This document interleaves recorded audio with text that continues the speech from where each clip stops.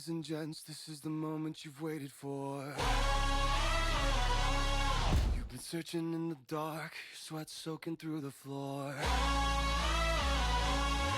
And buried in your bones, there's an ache that you can't ignore. Taking your breath, stealing your mind, and all that was real is left behind. Don't fight it, it's coming for you, running at you. It's only this moment, don't care what comes after. Your fever dream, can't you see, getting closer? Just surrender, cause you feel the feeling taking over. It's fire, it's freedom, it's flooding open. It's the preacher and the puppet and your blind devotion. There's something breaking at the brink of every wall that's holding all that you know. So tell me, do you wanna go where it's covered in all the colored lights, where the runaways are running the night? Impossible comes true, it's taking over you. This is the greatest show. We light it up, we won't come down, and the sun can't stop us now. Watching it come true, it's taking over you. This is the greatest show.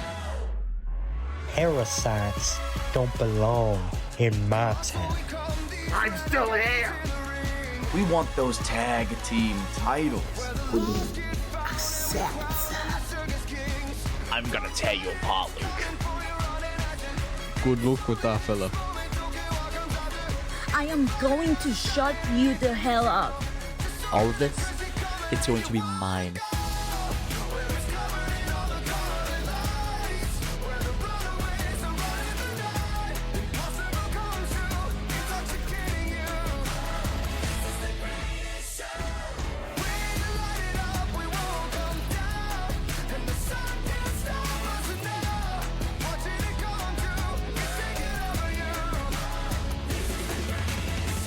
Tell me this, Maxwell. When I kill you, who will mourn you? I'm ending this. I'm ending you.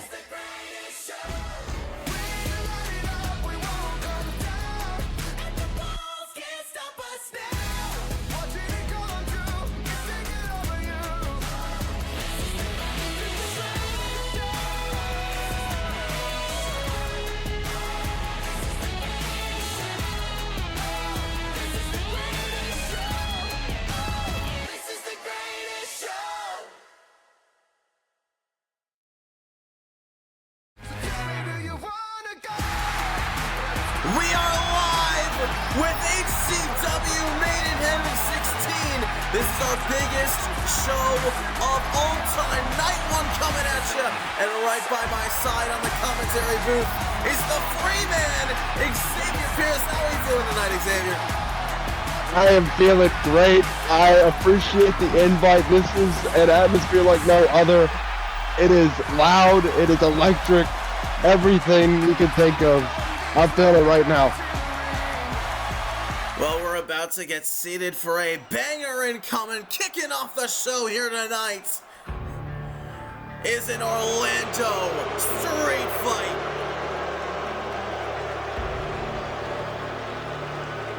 And out first, the man who made Sean Osborne's life hell for the past couple of months. It is the Gunslinger.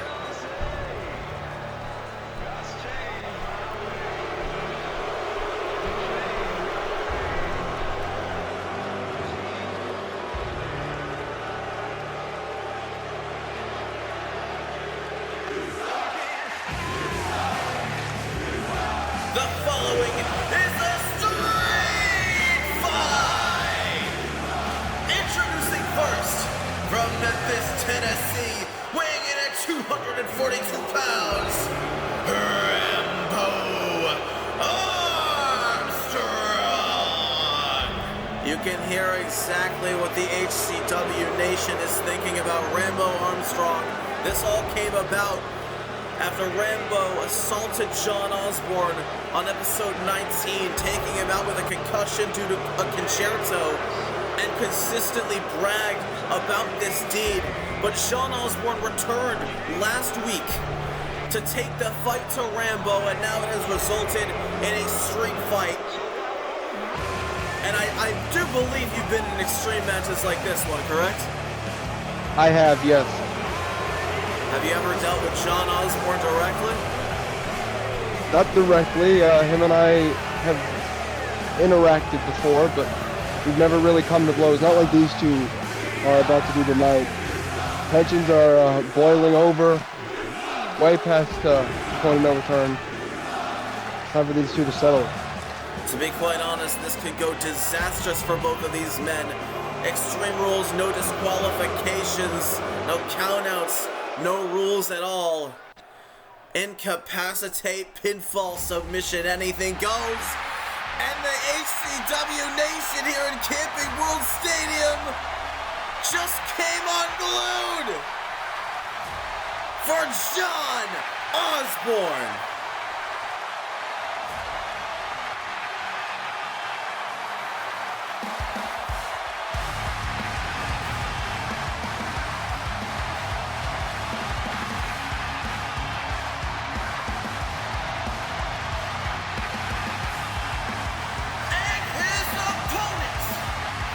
From Atlanta, Georgia, weighing in at 255 pounds, John Osborne!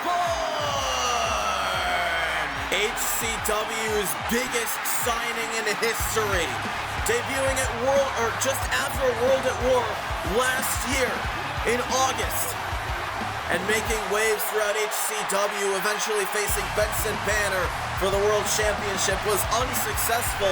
We'll see Banner defend the belt tomorrow night against Bobby Wright in the main event, but John Osborne is opening the entire weekend in a grudge match that he feels is most important right now for his attention here in HCW.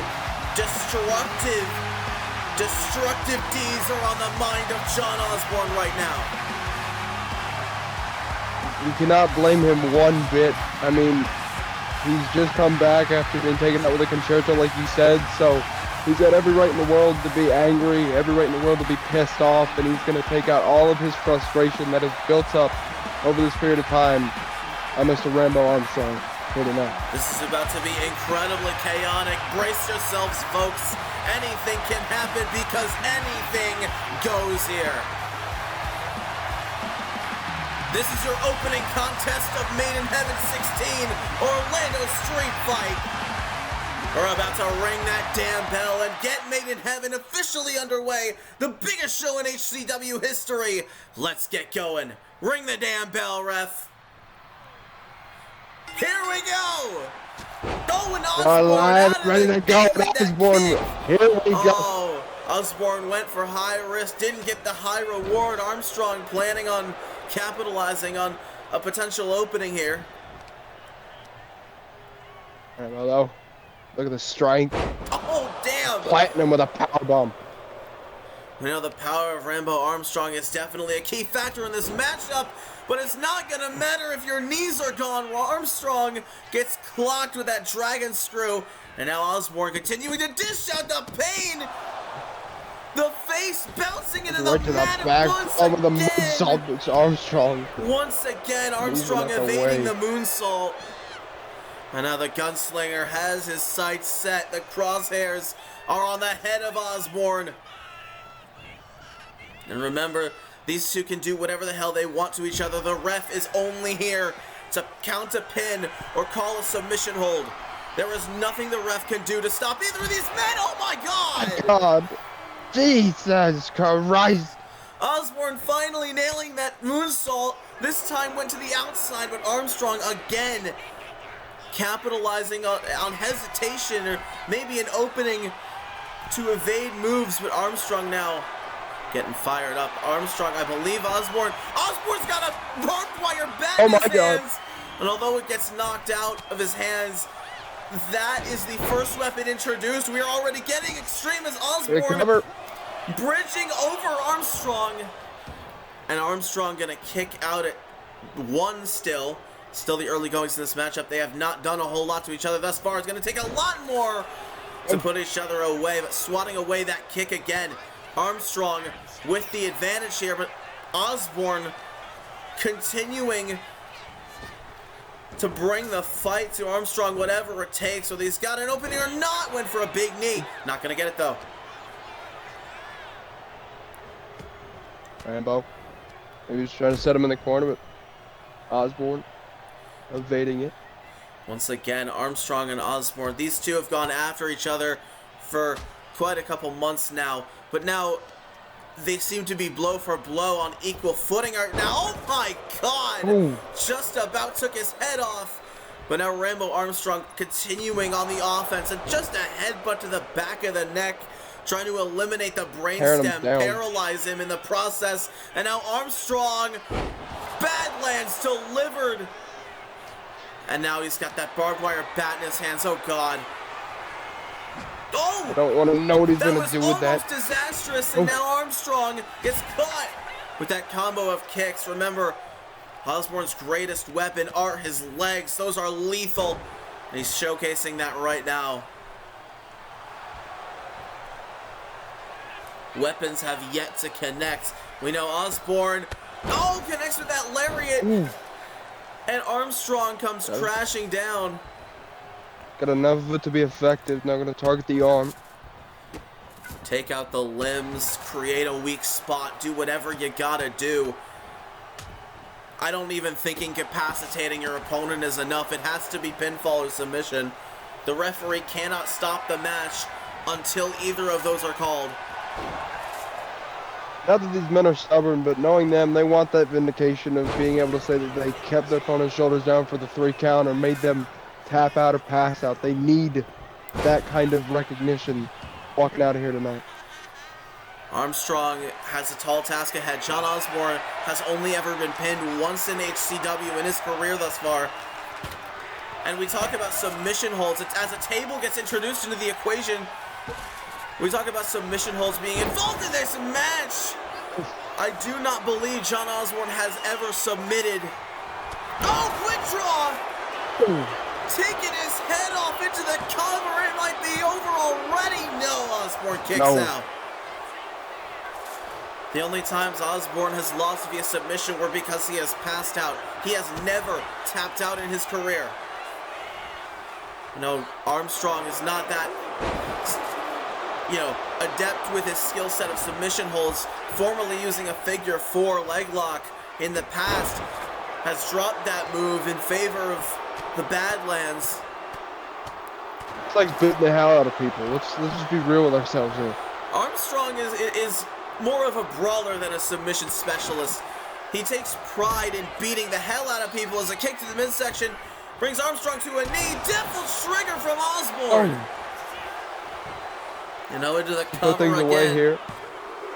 And Osborne not able to get the 3 count just yet.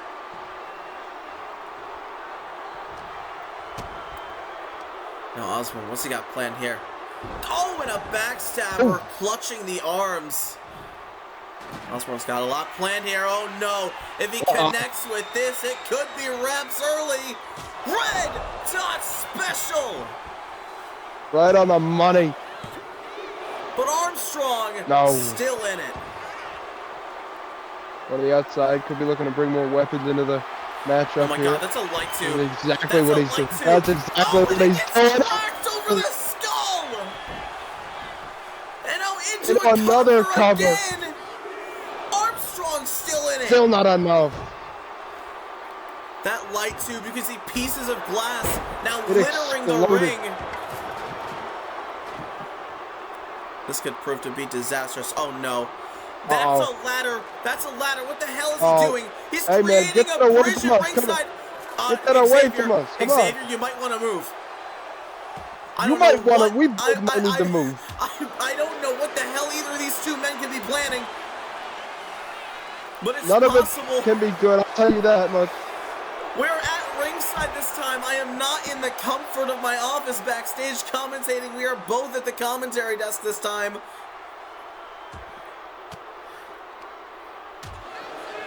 Anything and everything could go wrong. The pieces of glass from that light tube littering the ring. A table in the ring as well. That ladder bridge set up right next to our announce table.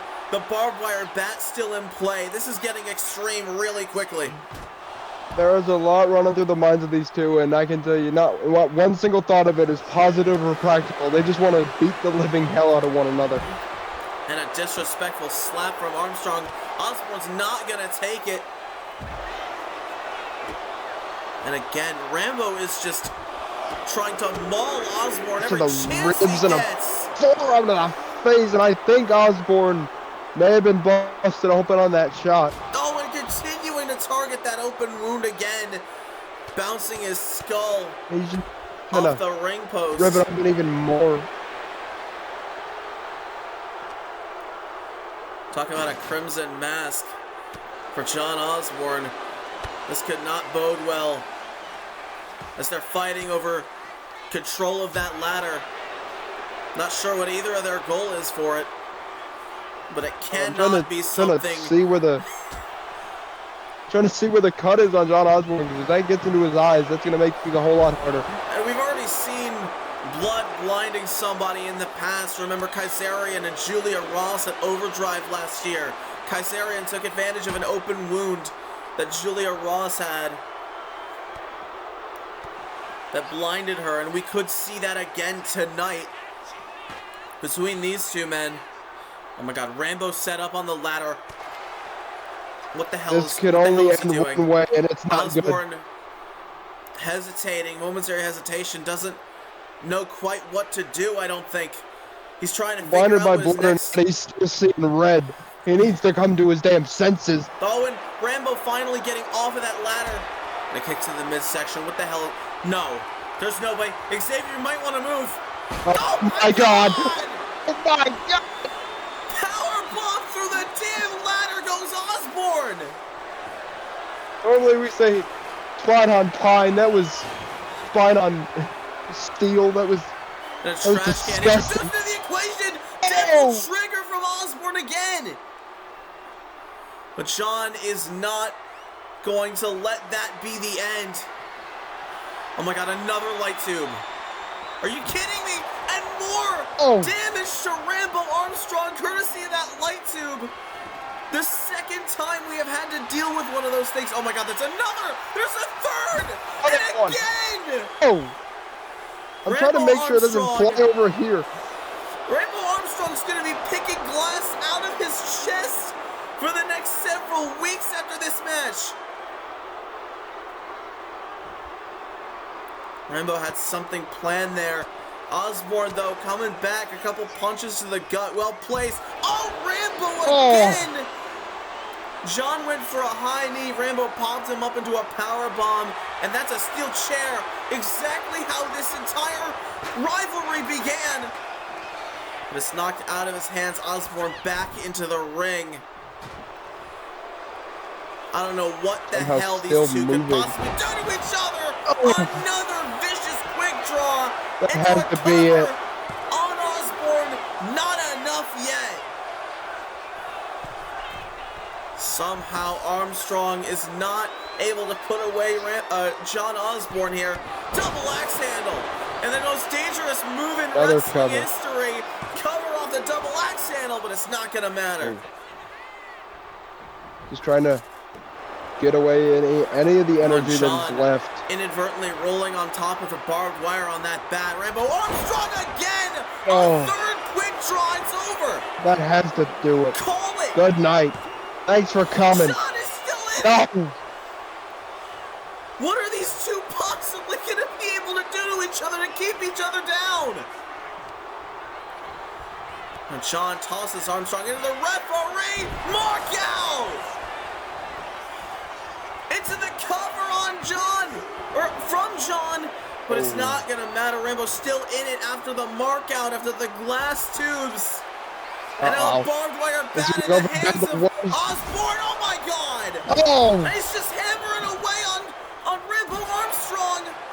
Not letting up one bit, and why should he? Now Osborne, oh my god, again throwing the table at Armstrong now. Now Rambo gets caught with a red dot special out of absolutely nowhere cover. Put him away, no. Barely getting the shoulder up, not even a kick out, just getting the shoulder back up. Now Osborne set up that table. And now Armstrong goes into it. What the hell is he doing? First into the table, into the turnbuckle. Osborne's fired up. Osborne looking for the end right now. Now steel chair in hand. Wait a minute. Over the skull.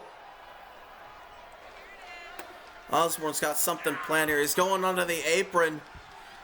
Might be looking for something a little high flyer-esque. High risk. Is he gonna get the high? Oh my God! Catching him in midair. And now Armstrong hooks the leg. Osborne still kicks out. What in the hell is happening? And Armstrong's got that steel chair again, but Osborne back to his feet, bounces it off the head. They're clubbing blow to the back, and it looks like these two could be trading blows. And the HCW Nation telling them to fight forever. Listen to this place. They could go all night, and they probably will. I don't think this is anywhere close to the end. These two are still going. After all this time, back and forth we go. And now we're getting into a hockey fight. Who's been seeing off? Get him off the ice. Now neither man able to get the advantage, but Armstrong gets sent into the corner by Osborne. And now John going for a kick, gets swatted away. Oh my God. And I'm going for a quick draw. Oh, get on the chair. Wait, John. Revenge has been served. The same way it started. Belongs to Osborne. Holy hell, what an opener. The same way this all started is the exact same way it just ended.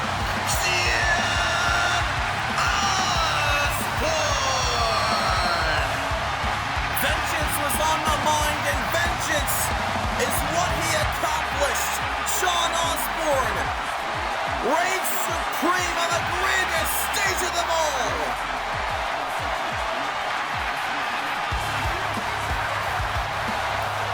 Before we get into our next contest, folks, we're about to see a couple visitors here in the crowd. It is the FXC champion, the Hidden Gem Tiger Brown, in attendance here tonight.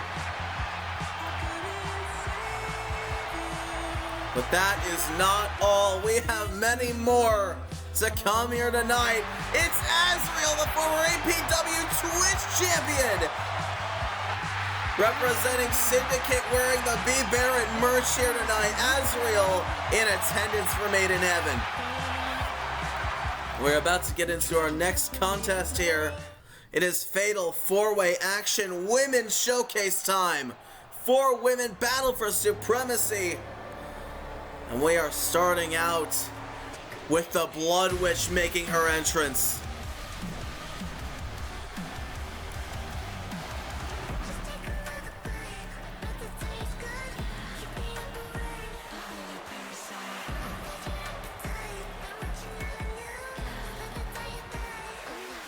The following is a Fatal 4-Way match. Introducing first, from Santiago, Chile, Serafina Nova. A former women's world champion, one of the most dastardly minds in the women's division, responsible for the injury of Laura Quinn, who we'll see tomorrow night in the Global Women's Championship ladder match.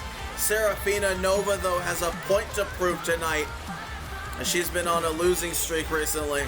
Not qualifying for that ladder match has her very upset, and should she win here tonight, she could be in favor of a title opportunity.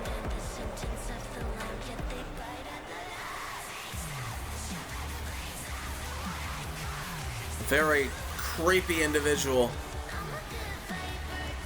One way to put it. Unsettling, unnerving, Certainly interesting. But either way, we've got more coming out. And it is a recent fan favorite.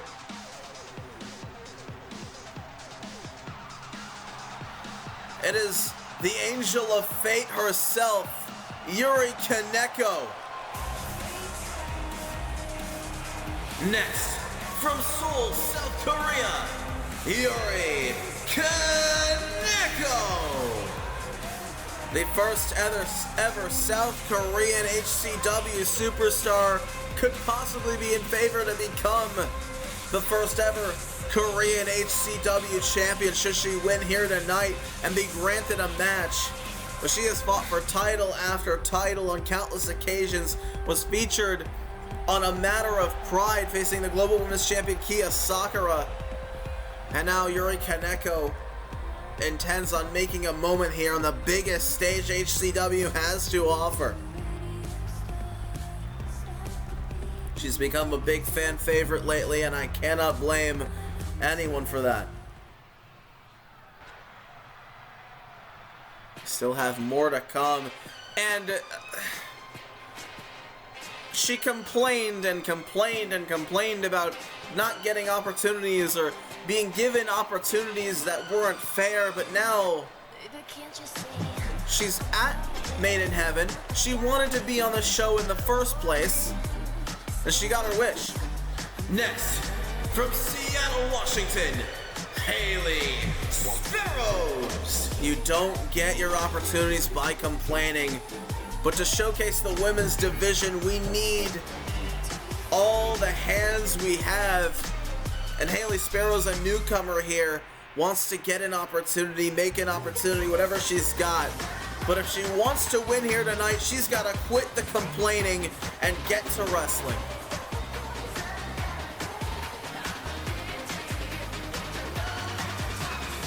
We have one more woman left to come out to this ring. Unfortunately, we have an associate of Alex Wagner in this match tonight. And their opponent from the digital age, Viper Greybird. Of course, you can see Alex Wagner's signature logo on the back of her jacket. I don't know why she chose to align with him, of all people. I sincerely hope that tonight she does not get the win, because I don't like Alex Wagner, and just by association, we can't have that. I know you definitely have been a little bit irritated with Alex Wagner yourself, Xavier. I know that. Well, I mean, how can you not be? It's Alex Wagner. Fair enough. But this is an Just associate saying his of name his. pissed me off. This is definitely an associate of his, and we're about to see these four women collide in a showcase fatal four-way. The winner could possibly be in contention for a championship in their future. We're about to get into it right now. Women's showcase underway. Now Haley going after Serafina, Viper going after Yuri. All four of these women, stumbling over my words already. This is going to be tough to call. So much happening. This is our first multi-person match of the weekend. We're going to be seeing a lot of those this weekend. And I think Yuri just accidentally kicked the referee for a minute there, as a super kick takes down Viper. Yeah, speaking of tough to call, the ref's the one that's got to keep control of these four women. I mean, he's going to have quite the time. We know our HCW referees are typically very skilled at keeping up, but in multi-person matches like these, it can be a tad overwhelming for anyone, honestly. It's overwhelming for us already. We're stumbling over our words, and there's so much happening. Haley Sparrows roll up on Viper. And remember, the first person to get a pinfall or submission will win this match. It is not elimination style. And additionally, as you can see, Yuri Kaneko going to grab a weapon. This is no disqualification as well. And a steel chair to the back of Haley. This powerbomb from Serafina Nova takes down Viper. You do have to win inside the ring. So they got to keep that in mind.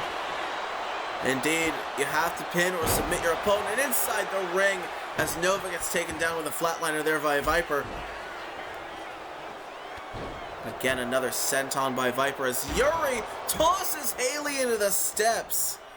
After introducing that steel chair to the equation, Yuri's going up to the top rope. And Viper going to try and intercept, maybe. Yuri turns around, though. Catches, oh my god, that's a hard landing for both of those women. I think she was looking for a Hurricane Rana, but clearly she did not get all of it. I think Yuri just jumped over Viper Greybird and connected with that dropkick onto Nova. All these women trying their best. And Serafina once again bringing that chair into the ring. It was in the hands of Kaneko before, but now Nova, what's this? Oh, what? Might have been looking for, I believe, the Devil's Kiss. Her mandible claw, but she gets caught with a Sparrow Driver. And Haley Sparrows did counter that Devil's Kiss mandible claw, and the fake swing delivered by Yuri Kaneko. Now Haley Sparrows, prettiest powerbomb ever into the cover. Yuri Kaneko struggles to find her way around, but ends up breaking up the pin. We are seeing big move after big move, and it's just started.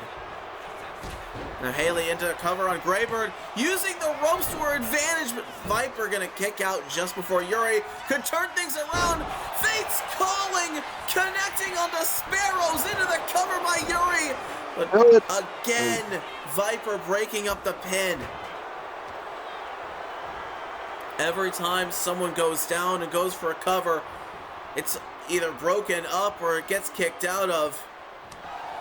But if they're on your game at all times in a multi-person matchup like this one, you know, it's only one fall to a finish, so you can't make any mistakes here. All these women seemingly having eyes in the back of their heads right now. Oh, and Nova might have gone for that. Now she's just laughing at Haley Sparrows as she gets taken down with a bulldog. That is what you get for being overconfident. You distract yourself and the opponent capitalizes. Oh my god, again! Yuri not quite making the mark, but this time Haley goes down. Now Nova and Haley, the only ones standing. Oh my god, that dropkick just got sent across the ring. What a big dropkick from Haley Sparrows, and again, Viper this time the only one standing. Didn't last long, however. Now all four women back to their feet. And oh my god, a big fall-away slam from Nova. Suplex. There's just so much happening already. There's less happening than I thought there would be. There's not a whole lot of people in this match. And once again, Yuri going for Fate's calling, but Nova wiser to it. As Haley trying to go for a couple of style points here. She does call herself the center of attention, and a prettiest powerbomb ever again to Nova. Cover. Oh, but Nova kicks out again. Yuri just able to get there in case of a kick out not occurring. And Viper stunned on the ropes on the apron, trying to find her bearings, and again up on the shoulders. Another Sparrow Driver. Now Greybird. Go into the Virus Fang, and now again, a third prettiest powerbomb ever. Everybody's down. Everybody else is down. Viper, though. No. Still in it. It's going to take a lot more than that. Haley Sparrows had a perfect opportunity there. And again, a stylish moonsault there from the center of attention.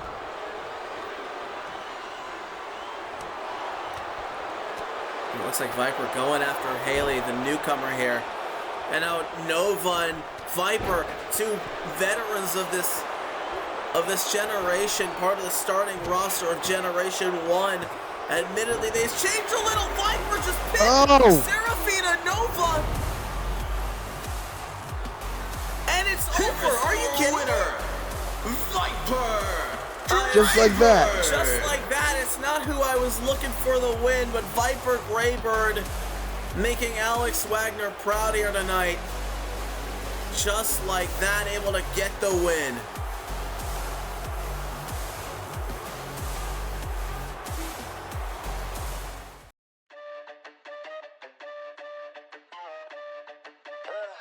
You came at a bad time, but you just crossed the line. You wanna get wild? Okay, I'll show you wild. Better come right, better luck trying, get into a level. Cause you might die, never the time, trying to start a battle. Bleeding isn't in my blood, there's a good thought that I saw. Beating you is what I do, yeah. Body, I'm naughty, but sorry. And when you pull up, I pull up a little late to the party. La, I can load it, I was born for this. There ain't no point in avoiding it. Annoyed, 불빛은 다 비켜, 네 앞을 뺏겨. Logging you out like a lullaby. Hear that sound ringing in your mind. Better sit down for the show, cause I'm gonna show you how it's done. Hot tricks, don't miss how it's done. Hot tricks, don't quit how it's done. Folks, we are moving on to some trios match action. Our next contest here tonight, a rivalry that was a result of Logan Baxter and his club viciously assaulting Harris Helms and some of Helms' friends coming together to fight him off. And now we are in trios match mode here, and coming out first is the holder of the fully loaded contract and his security detail. The following contest is a trios match. Introducing first, Jason Saxton, Tanner Wilson, and the fully loaded contract holder, Logan Baxter. Club Baxter. Logan Baxter earlier this year won the fully loaded contract, a guaranteed world title opportunity whenever and wherever he wants. But right after he won that, he negotiated with the world champion Benson Banner to give his club a shot at the World Tag Team Championships. They were unsuccessful. Later on tonight, we're going to see those World Tag titles defended. The Kid defending against the Griffins. But right now, Club Baxter has a different objective, and it is to silence the heroics of Harris Helms and his friends. We could silence Club Baxter. I know that these three have not been having the best luck recently, but they're up against a trio of incredibly powerful names. And out first, it's the former three-time Cruiserweight champion, the Monarch.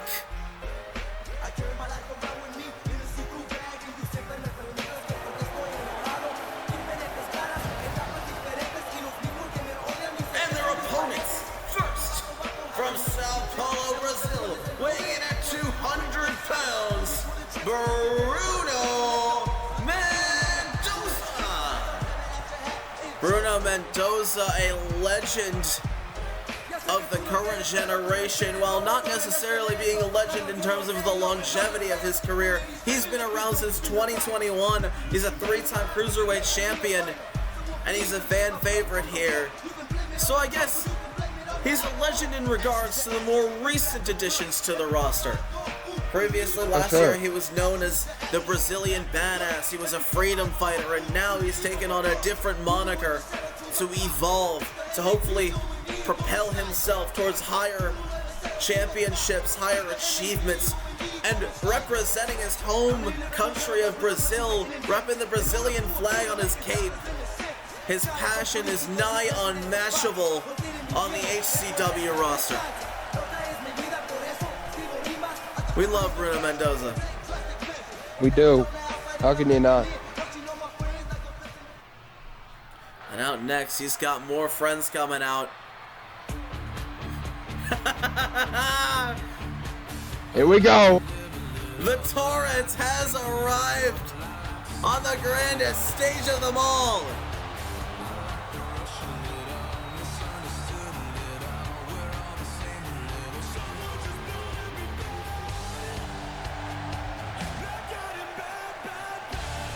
Next, from Chicago, Illinois, weighing in at 217 pounds, Harris Helms.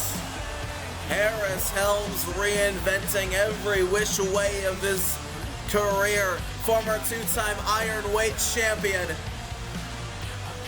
Started Generation One with the title. Won it before HCW went televised. And now he's here to assist.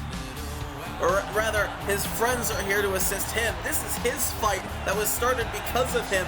And now he's leading the charge against Club Baxter. He's won the hearts of many in the HCW nation, but he's got a reputation of taking no shit, being no nonsense. But right now he's gearing up with a very stylish individual, a former two-time world champion, Highway Rumble winner, Iron Weight champion. He's done everything. It is the Divine One.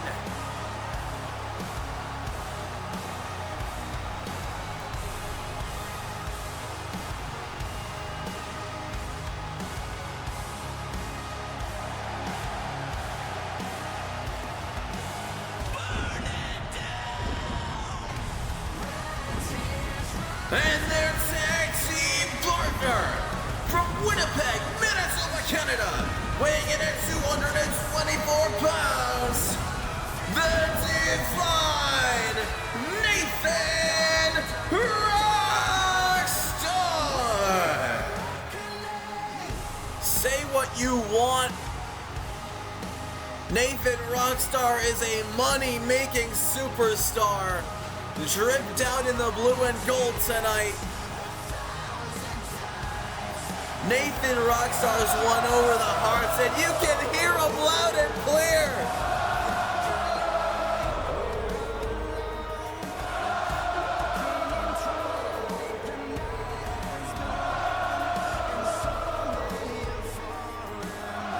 Listen to that chant. The HCW Nation knows exactly who they're rooting for.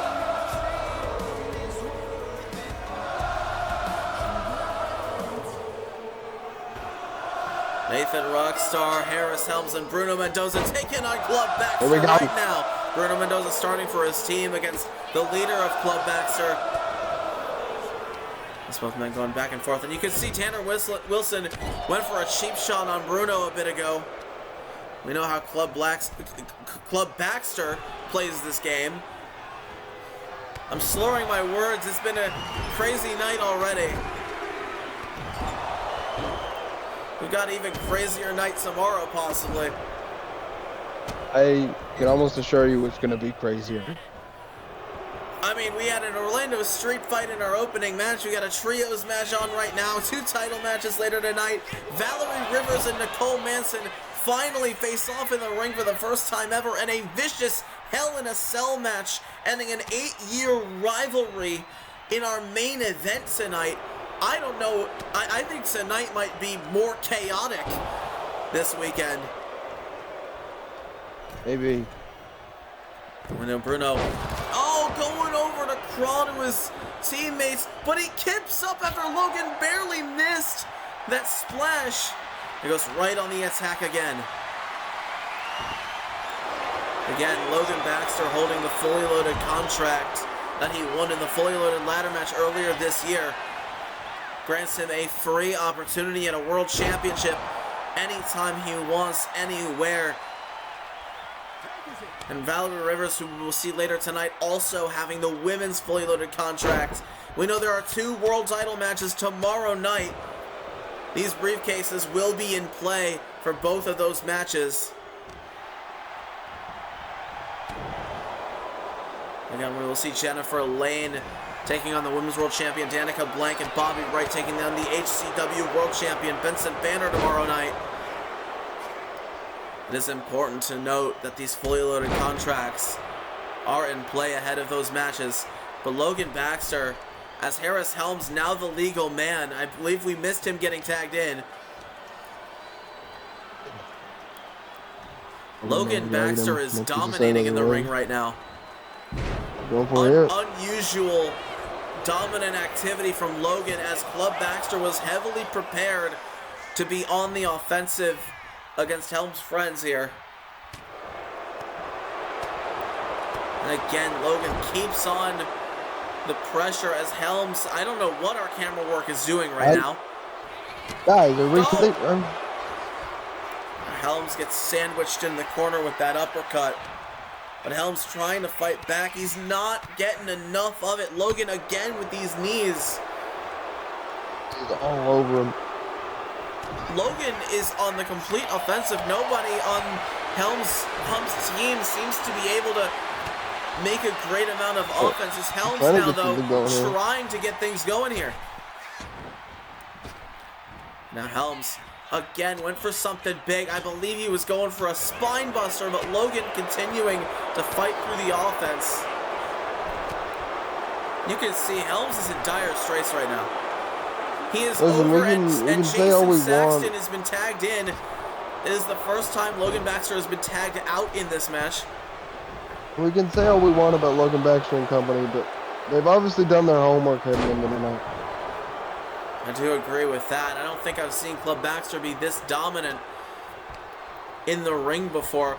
Granted, this time they are a cohesive unit of all three of them.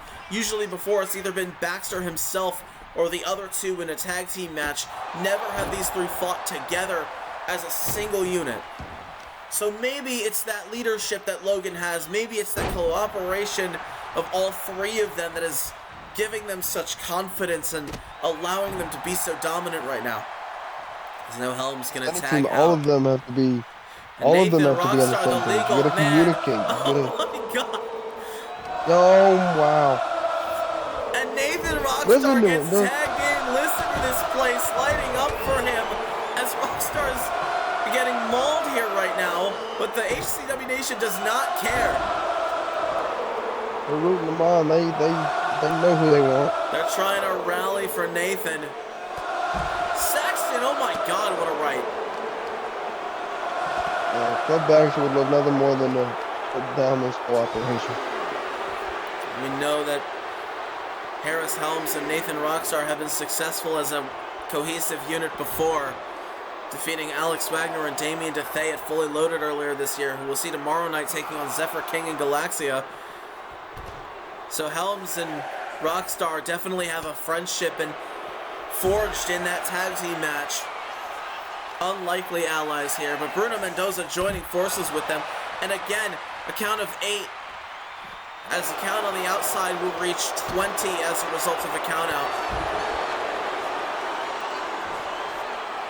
Or will reach 22 results in a count out. My apologies.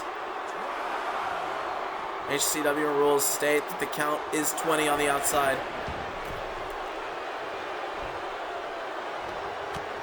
Oh, and Nathan, elbow to the gut, and it might be time for the Rockstar, for the Divine One to come back in this match, but he's looking like he's going to take a breather, tagging in Bruno Mendoza. We know Bruno's not gotten a whole lot of offense, and he would love to kick ass right now, and it looks like that's what he's going to do. Cover now by Mendoza. Saxton going to kick out at 2.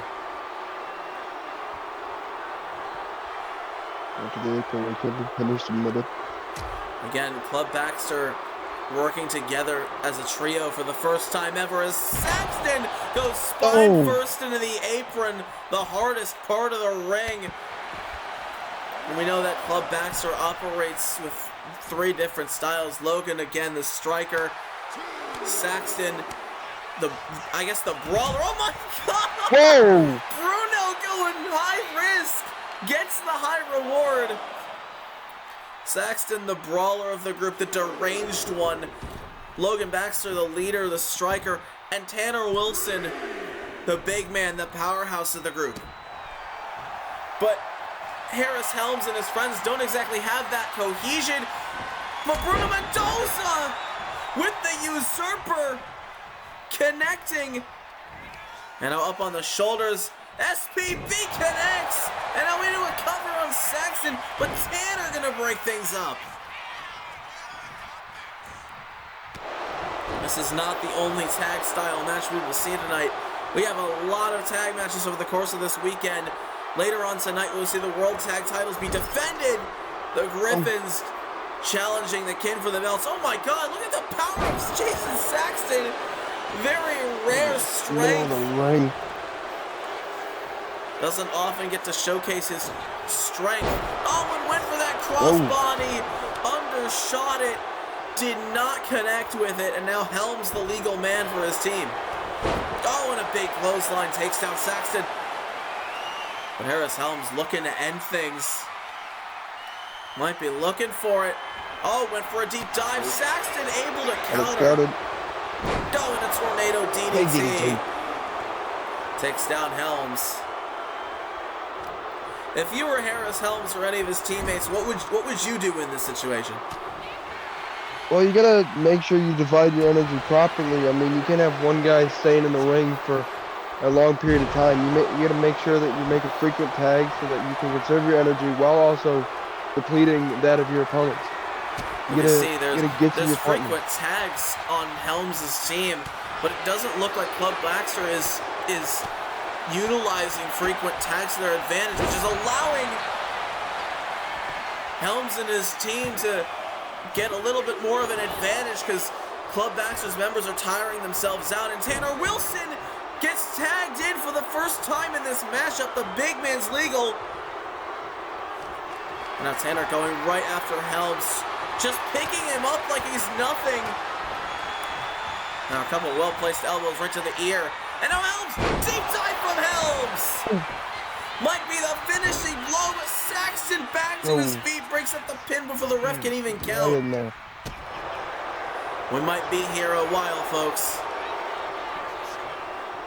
The animosity between these two groups is resulting in absolute chaos right now. And we can see, I think Helms is bleeding. I think I see blood spilling from his forehead there. It's a nasty wound that was just opened earlier. What the hell is... Oh my God, Helms trapped in the tree of woe in his corner. His teammates can do absolutely nothing about it. Knees right in the midsection. Good God.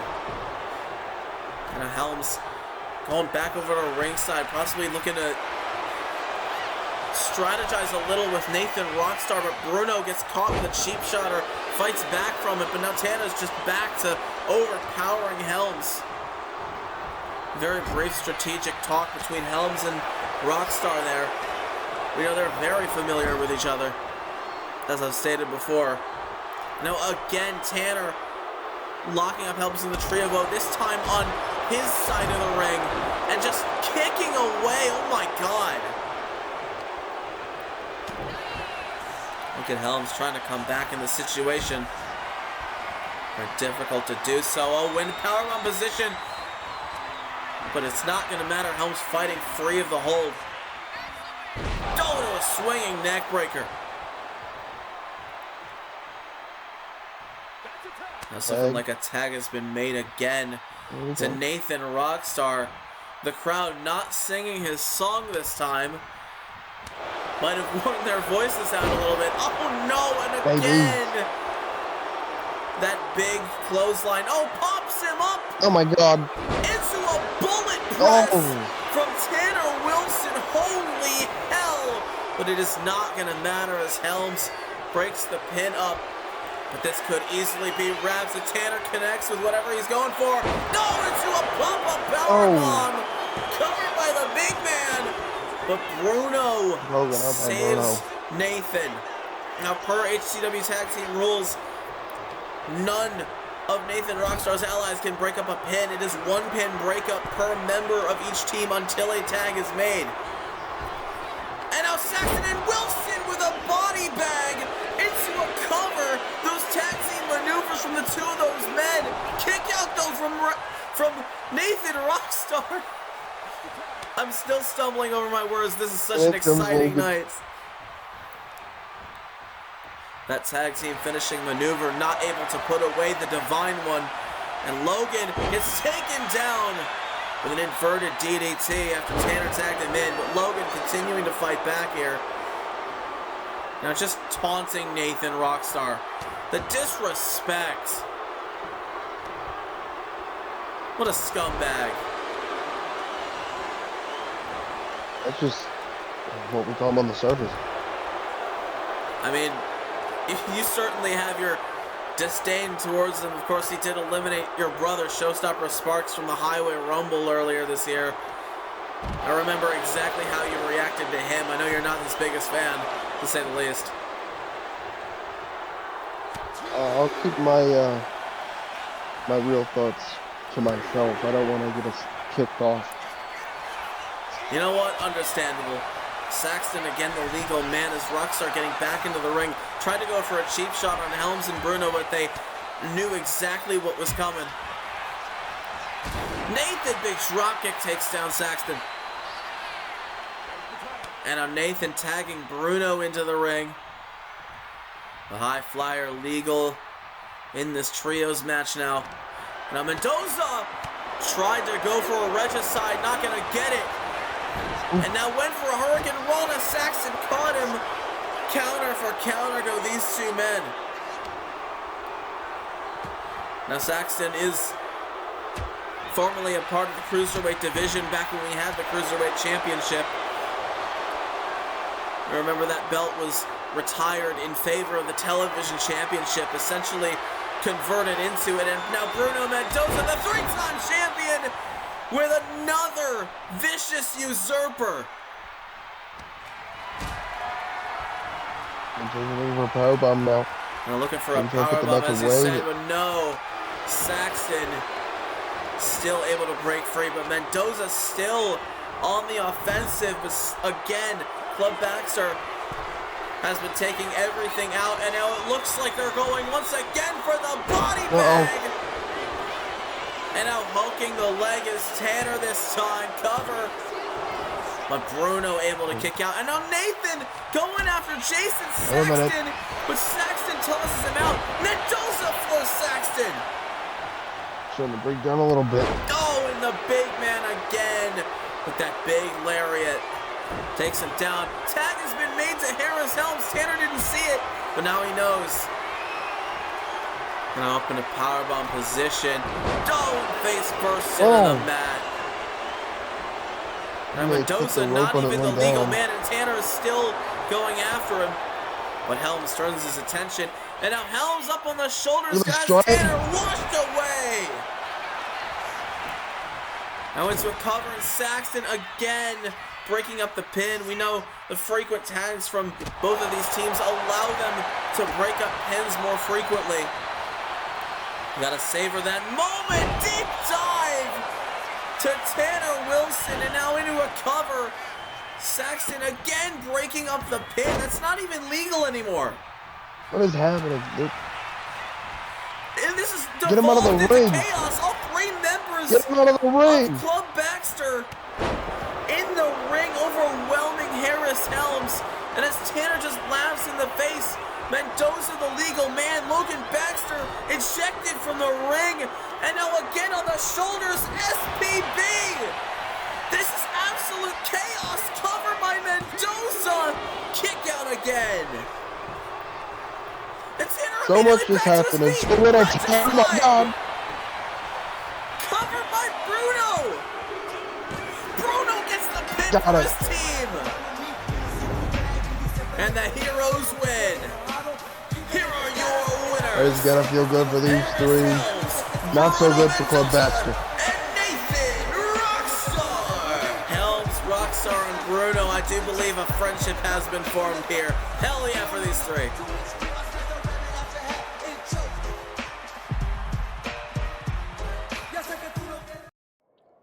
Are you kidding me? I beat my brother, who this company holds in such a high status, and I'm not even on the show? To hell with that shit. You want a Made in Heaven moment? Here, I'll make one for you right now. Actually, I'm about to head down to that ring and hold an open challenge. And I'm not leaving that ring until that bell rings, and I beat the hell out of whoever's stupid enough to pick a fight. Anyone who wants to get stomped out, step right up, because all of you ain't shit.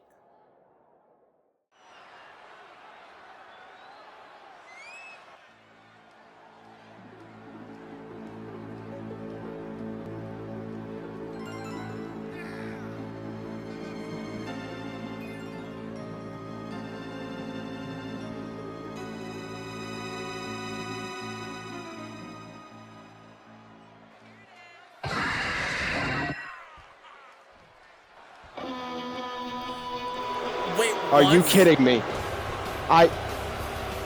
Wait, he's coming out to the ring right now? Oh my god. He wasn't even scheduled to be in the building tonight. Chase Maxwell is here. He's in wrestling. Are you kidding me?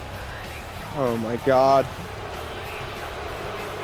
Why are you here? Why is he wrestling?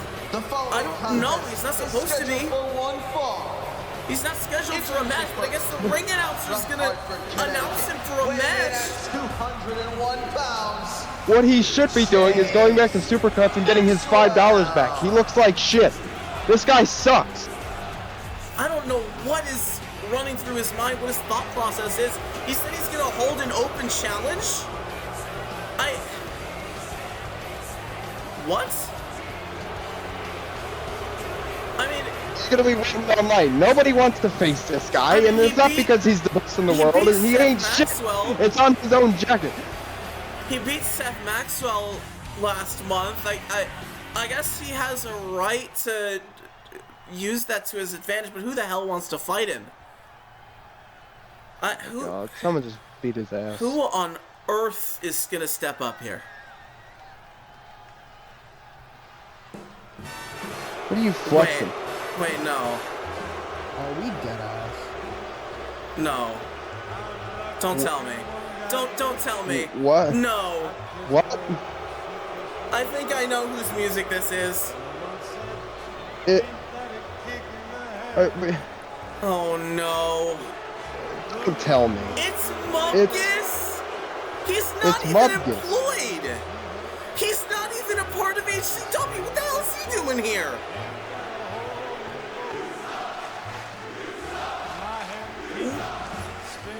He should not be trusted with fire, first of all. I'm so confused and concerned. What the hell is Mupkus doing here? That's one of my questions. Also, what the hell is Mupkus? Do we know what he is? I've just been told he's a cannibal from another universe, and that's about it. That's all I know about him. So he eats people. Yeah, what the Don't hell eat Chase is he? Maxwell, he tastes like shit.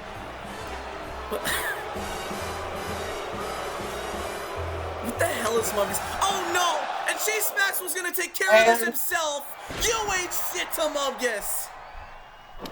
Oh, and it looks like Chase isn't even done. The bell has not rung. This is not an official match. And another stomp. Chase still not done. The bell did not ring. This is not an official match. A third stomp to Mupkus. And now Mupkus ejected from the ring. We're going to have to find out Chase's real opponent now. The bell's not rung. You think you know me?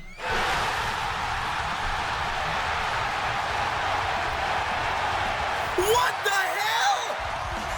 What? What? There's no way. I got it's him. Kurt Crimson! Is that made in heaven?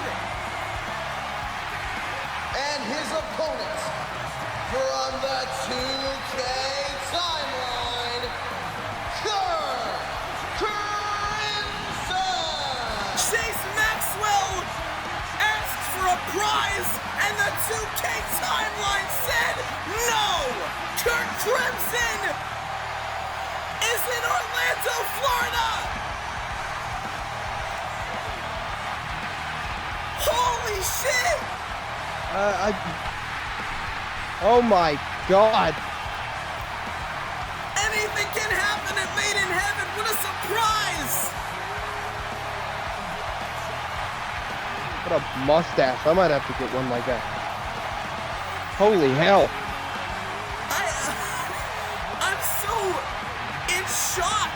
Kurt Crimson? Are you kidding me? Listen to this place.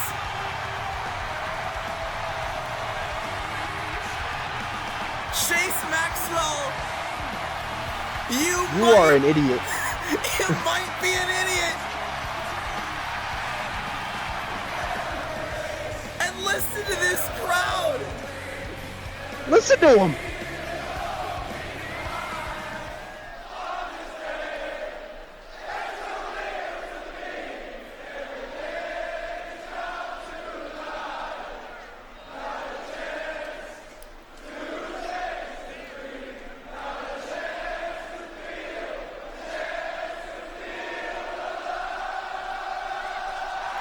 The keeper of the 2K title Oh yeah.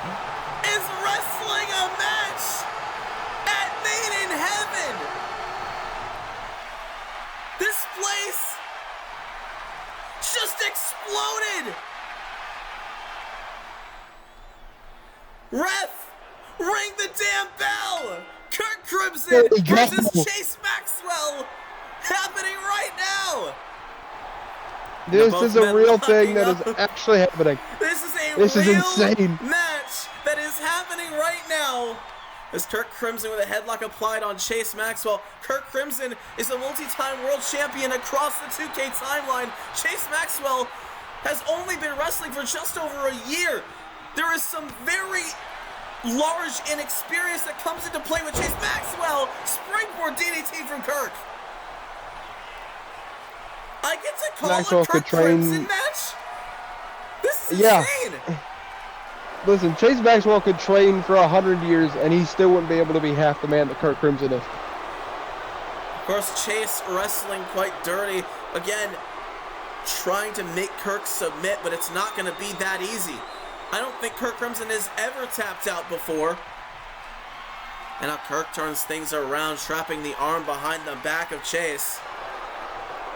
Maxwell turning it around, reversing, and going into the same position. If Kirk's ever in a position where he's about to tap out, couldn't he just like teleport to a different place? I guess I think he can. What are the limitations of the time? Are there limitations? Where are we right now? We're in Camping World Stadium in Orlando, Florida, for the biggest show in HCW history, night one of which. And we have been graced by the presence of the keeper of the timeline, who is now taking on Chase Maxwell, as Chase has a firm hold of the wrist of Kurt Crimson, bending it in ways it really should not be bending. But then again, I don't think Kurt Crimson abides by the laws of physics. Is Kirk just like Pennywise? Does he just like sleep for 27 years and then like come back and wrestle, or like? Is there like a giant turtle involved? I think the distinction between Pennywise and Kurt Crimson is Kurt Crimson is not evil. Well, sure, but I'm just trying to figure out how this all works. Like, what is Kurt Crimson? Is he a human? He is the keeper of the 2K timeline, and that's all of the description we're given. Do we know how long he's been here? I could not tell you the answer to that. I'm not too knowledgeable on the details of what the 2K timeline is like. I don't think Kirk has ever really explained that to me. I mean, Kurt Crimson, I don't think has been in HCW before. No, that's not true. He, I think, met with Harris Helms backstage at Overdrive last year, but that's about it. I don't think I've ever spoken to Kurt Crimson directly, but he's got something going on with the timeline as he's trying to make a comeback here against Chase Maxwell. Catches the leg, sweeps the other. Kirk's on fire. Now into a cover by Crimson. Thankfully not literally. I mean, does Kirk actually Crimson can he? have some Is he like Deadpool? Is he like? Can he just not die? Does he have just some sort of immortal? like Human Torch powers or something? Now that we think about it. Or if he's part of the 2K timeline, would he just like die if you like uninstalled the game? I'm not sure. Wait, what do you mean the game? Wait, what are you talking about? I'm gonna be honest, I don't know what I'm talking about. Chase Maxwell getting the advantage in this matchup right now. Leapfrogs over into a sling blade as Chase has the advantage over Kirk. That's not something I thought I'd be able to say ever. First off, that Chase Maxwell, oh no, he's got Kirk up on the shoulders. Chase Maxwell catching sees to Kurt Crimson And now might be looking for the end here. Kick to the midsection. No, Kurt caught the kick. Flip. Final flash knee. Big knee. Kurt Crimson able to get the advantage again. Look at how tall Kurt Crimson is in comparison to Chase as he connects with a super kick. Big man. And now Kirk might be lining up the big one. Kirk, no, he speared the ref. He got in the way. Kirk, that's not who you're supposed to be going for. Kirk Crimson gets caught. No, swats away that drop kick. Kirk accidentally spearing the ref. I don't believe that was intentional. The ref made a misstep, went for a spear Chase with a DDT. I think the stripes may have caught the attention of one Kirk Crimson. I don't know what the referee was doing there. Completely in the way of Kurt Crimson's spear. Could have been disastrous. And now Kurt Crimson looking for a power bomb. Is he gonna get it? Sit out style. The referee back to their feet. Cover now by Kirk. But the ref too injured to count faster. Gonna get a slower count there. No spear! Kirk connects with the spear on a Chase, and now hooking the leg. The ref's still too slow to make a count. And Chase gonna capitalize on that advantage. I think it's just survival instinct at that point. This is the moonsault, and now Chase into a cover on Kirk Crimson, but Kirk gonna kick out at 1. Oh, and a drop kick right to the knees knocks Chase off his feet. And Kirk going up top. Might be looking for something big. Are we gonna get it though? Oh, we go. Went for that flying DDT again. Chase out of the way. Went for a moonsault of his own. Kirk out of the way of that and just smashing the knee repeatedly as Kirk Crimson.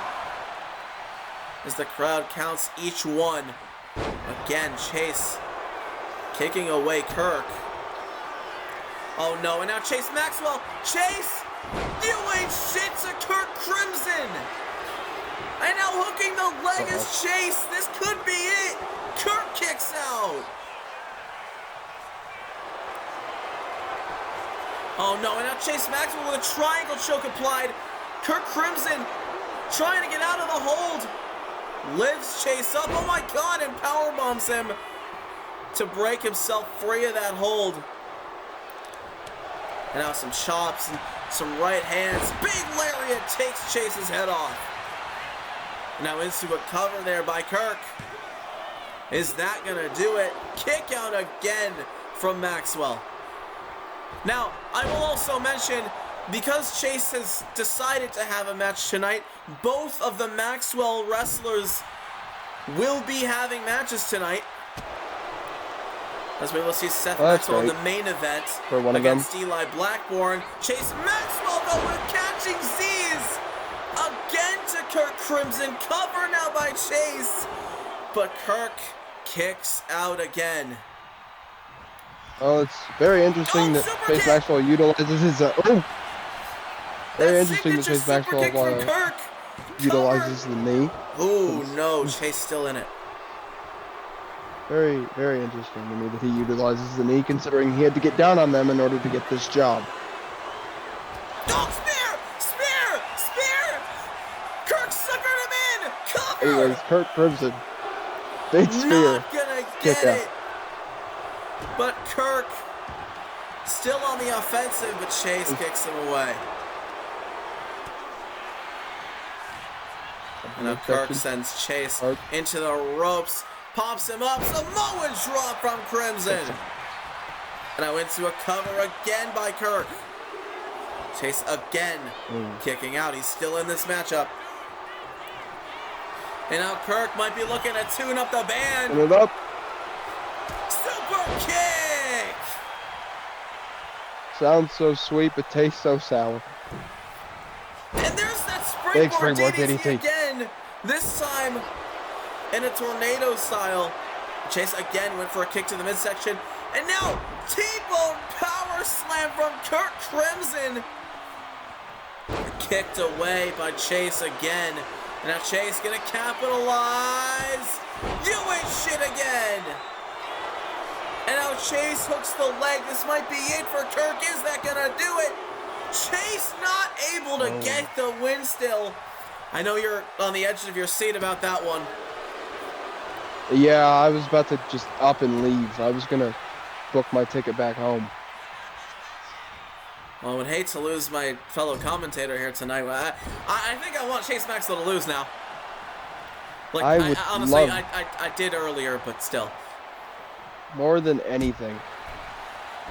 Chase Maxwell now seated in the corner. Kirk Crimson going to take advantage. Big drop kick between a rock and a hard place. Now Kirk going to follow Chase to the outside, beckoning him to his feet. Kirk's got something planned here. Holy yeah! Oh my God! Kirk went high risk and it paid off. Fully connected he knows with that no bounds. springboard moonsault to the outside. Went for another super kick. Chase caught the leg though. Smashing the knee. And I don't know if Kirk Crimson's knee braces are due to injury or just for aesthetics, or if it's just part of his mortal form, or whatever that is. But Chase, I think, had an ideal to target them. Can he shapeshift? Is Kirk Crimson just his main form that he like takes on? I guess that definitely would make him seem a little similar to Pennywise, but like I hate to compare him to a child-eating demon clown, but if it's adding up, if my math is right. Possible shapeshifter, omnipresent being. Oh my God! Big Oh my God! Chase is going to be seeing stars by the end of this. Kirk Crimson with one final spear. Is this enough to put him away? Kirk with the win. This is the greatest day of my life. Chase Maxwell just lost for a prize. Kirk Crimson said hell no. Kirk Crimson getting a win on the biggest stage in HCW history. Thanks for coming, Kirk. It's good having ya. We got television title coming up next.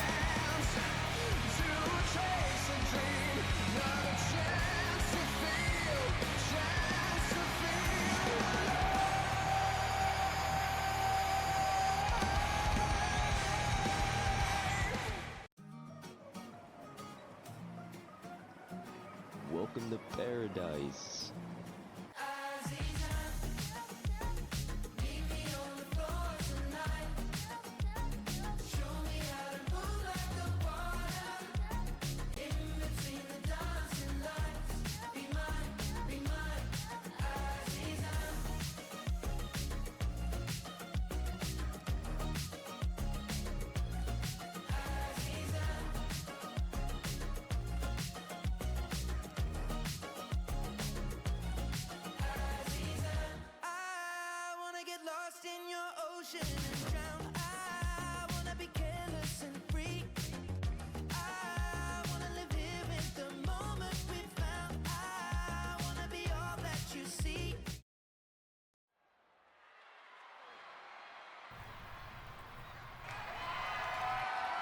The following contest is scheduled for one fall, and it is for the HCW Television Championship. We are getting into our first title match of the night. For the TV title, the 400-plus day reign of Barry Jerome in jeopardy right now against this man, a fan favorite in HCW, the Iron Warrior, Luke Hawthorne. Sword in hand, and he's dressed like a sword too, referencing Aegislash from Pokemon here tonight. A sword holding a sword, that's interesting. Yeah, I mean, it's fine, it's Luke Hawthorne, he can get away with anything. We love Luke Hawthorne here. His mission that he's set out to do is to become great. And to that, and to him, that means winning the television title here tonight. But he's up against arguably his most difficult opponent yet, or one of at least. As Barry Jerome has been incredibly dominant for over 400 days as television champion, winning the belt at Overdrive last year, Luke has a tall task ahead of him.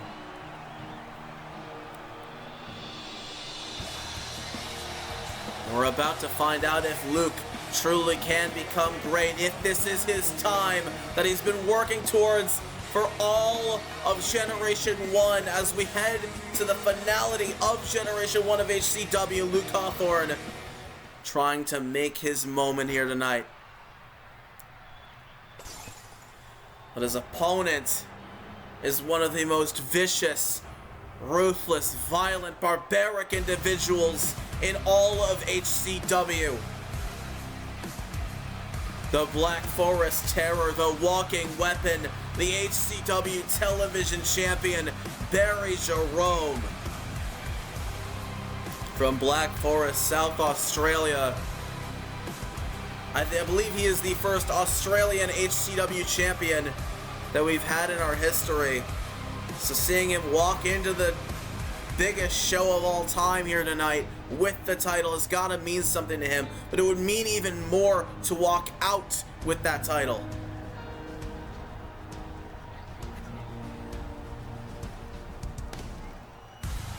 You know, Barry Jerome has had quite a storied history here in HCW, being involved in the War Games match at World at War last year, winning the television title at Overdrive, beating Nathan Rockstar to retain this title at Highway to Heaven. But now, this is what this match is for, the ultimate prize in the mid-level division of HCW, the World Television Championship. Introducing the challenger from Bray County, Wicklow, Ireland, weighing in at 207 pounds, Luke Hawthorne. You can hear the crowd and cheering his for him. Opponent from Black Forest, South Australia, weighing in at 232 pounds. He is the HCW Television Champion, Barry Jerome. It's time to settle which one of these two men is going to be television champion. But folks, as this is contested for that title, this match is making HCW history, as it is the first time in Made in Heaven history that anyone on this roster has competed for the HCW Television Championship. Claymore! Out of the box! Out of the box! Cover by Luke! Oh my God! Give it for a record. Kick out by Barry Jerome! Like he got shot out of a cannon. That was almost it! Luke Hawthorne showing exactly how determined he is! Holy! My God, man.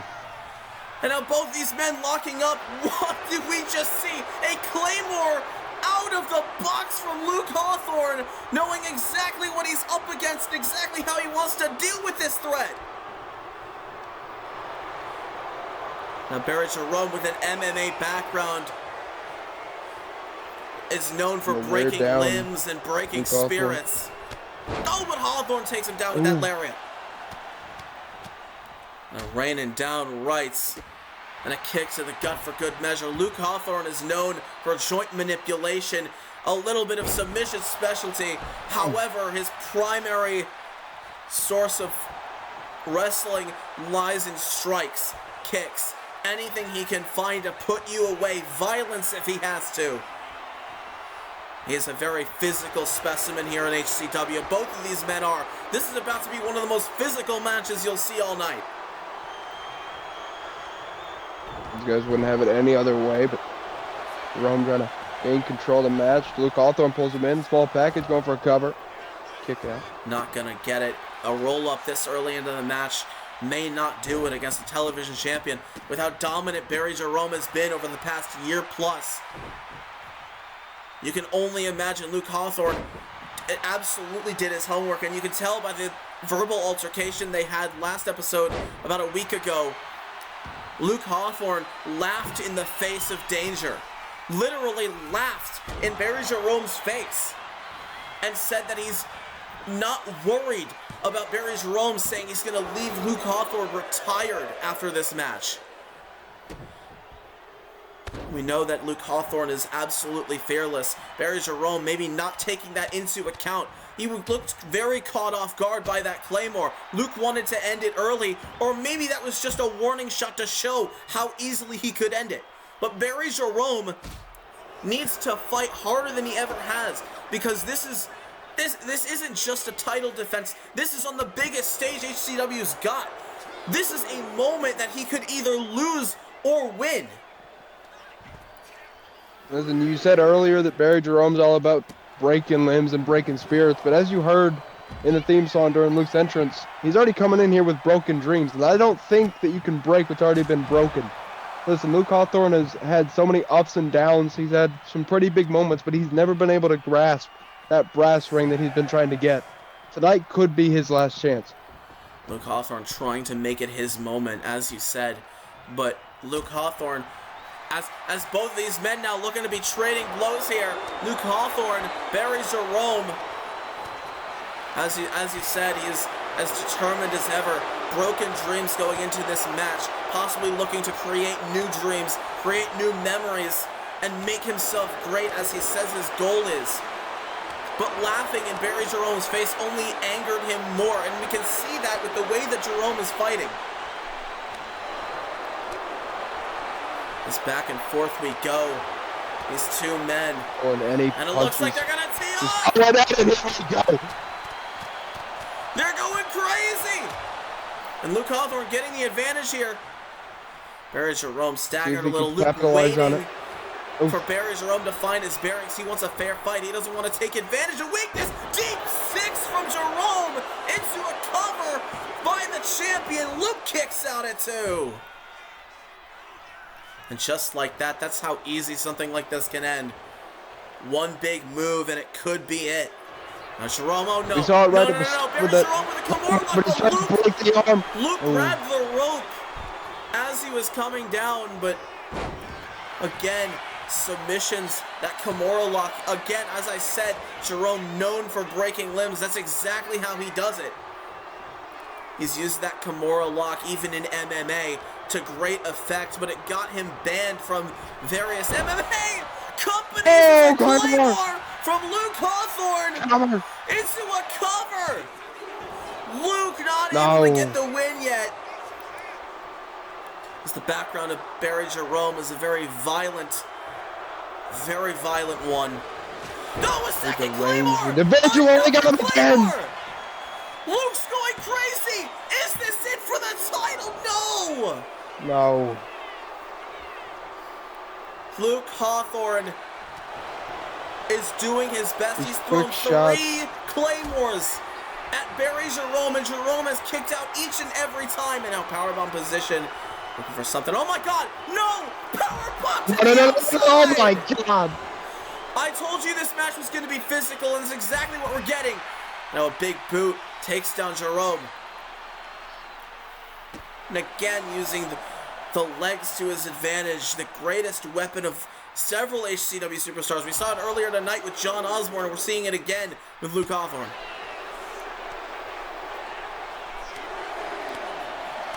And a repeated chops and one overhead. Barry Jerome trapped on the barricade, just hammering away on him as Luke Hawthorne. Now trapping Barry Jerome into a powerbomb on the outside. That's going to do a lot of damage. And as the referee counts, remember, if a countout occurs, the title does not change hands regardless of who gets counted out. Luke went for a long shot, realizing Barry Jerome gets suckered in. Both men playing cat and mouse. Both were very effective. Never high risk, neither man getting the high reward. But now Luke Hawthorne drop kick sends Barry to the outside. Still again, another referee starting the count. As I mentioned earlier on tonight, now Luke Hawthorne on the barricade. What is he thinking? What's he thinking here? What are you doing? Double axe handle. Oh! Make use of your environment. It does you well. Now there's those alternating forearms from Barry Jerome. As he's going to maybe try and get back inside the ring, or maybe going up to the top rope. What the hell is he planning? Oh my God! Oh! Jumping over the ring post into a shoulder tackle on the way down. Whatever it takes, huge knee. I don't exactly remember what I was talking about before Luke went onto the barricade, but we're going to move on from that. Jerome just mauling Luke Hawthorne right now. We might be looking to send him back inside the control ring. of this match, and he wants to keep it that way. He would love nothing more than to crush the spirit of Luke Hawthorne tonight. Luke is somehow still alive after all the punishment he's gone through. We might Here we go, get it this 3, time. 2, A 1. fourth Claymore! Claymore! This could be it! We're gonna get a new champion! No! No! Somehow Jerome is still in it. Now there comes Jerome again. Kick to the midsection. True blue stunner. Cover by the champ. It's over. Kick out again from Luke. Oh. Barry Jerome is fired up, telling Luke to get the hell back to his feet. There's a springboard DDT. Landing hard on top of Luke's head. And again, just stomping away at the hand. Trying to remove any and all possible weapons that Luke can use at his disposal. And he's trying to cut him open with those rights. And Jerome's already bleeding. This does not bode well for Luke Hawthorne. Another true blue stunner. Covered by the champ. It's over. Luke's still alive. Oh my God. And I think I can see that Luke Hawthorne now also bleeding. It's the wounds of battle, my friend. As physical as this match is, it's to be expected with these two. Oh no, went for a cannonball of some kind. Luke out of the way though. Into the ropes. Ducks under. Luke Hawthorne. Ducks under a clothesline. Lariat from Barry Jerome as he's just stomping away on Luke Hawthorne. Now Luke is exactly where Barry Jerome wants him. I'm sending him into the ropes. Going for a deep six. Luke turns it into a bulldog. Luke Hawthorne. This could be the moment he's been looking back for. to his feet. The Claymore! moves. Luke's not going for a cover. He wants him up again. Take the shot. Count it Make yourself down. famous. Claymore! Claymore! Cover! We got a new television champion! Broken dreams no more. It's a reality for Luke Hawthorne. Here is your winner, and the new HCW Television Champion, Luke Hawthorne! Luke Hawthorne has accomplished his goal because Luke Hawthorne has become great! Luke Hawthorne is HCW Television Champion, damn it!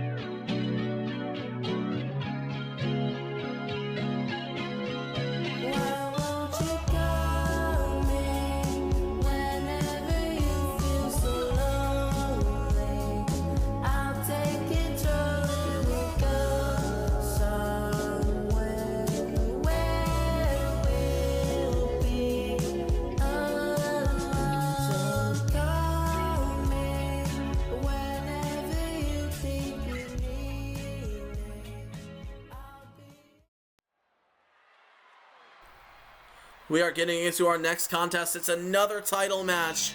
And we are getting into World Tag Team Championship action.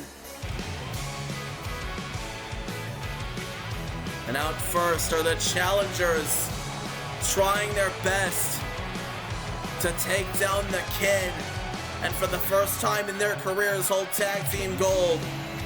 These two have dreamed of it. They've been through hell and back, being used as bait for somebody else, being used as just tools in a larger game.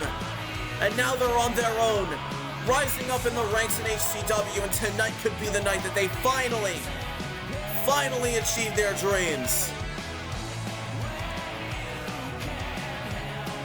The Griffins have become fan favorites here in HCW, and tonight could be their night. But the Kin have been reigning for over 400 days. They are the inaugural tag team champions. The Griffins have a high task ahead of them to beat the unbeatable. They've got to be at the top of their game tonight.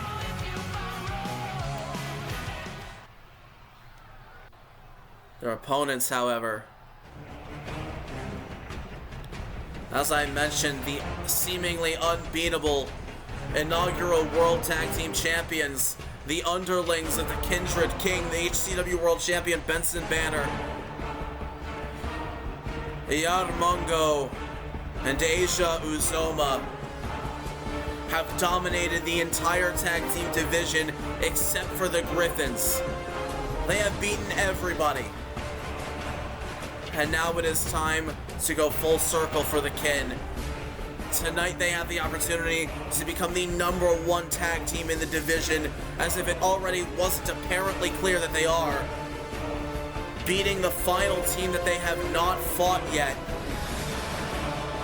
cements them as truly unbeatable.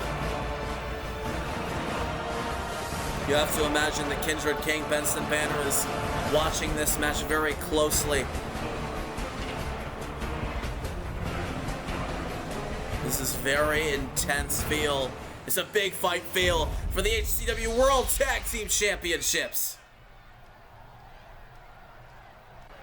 The following contest is for the HCW World Tag Team Championships.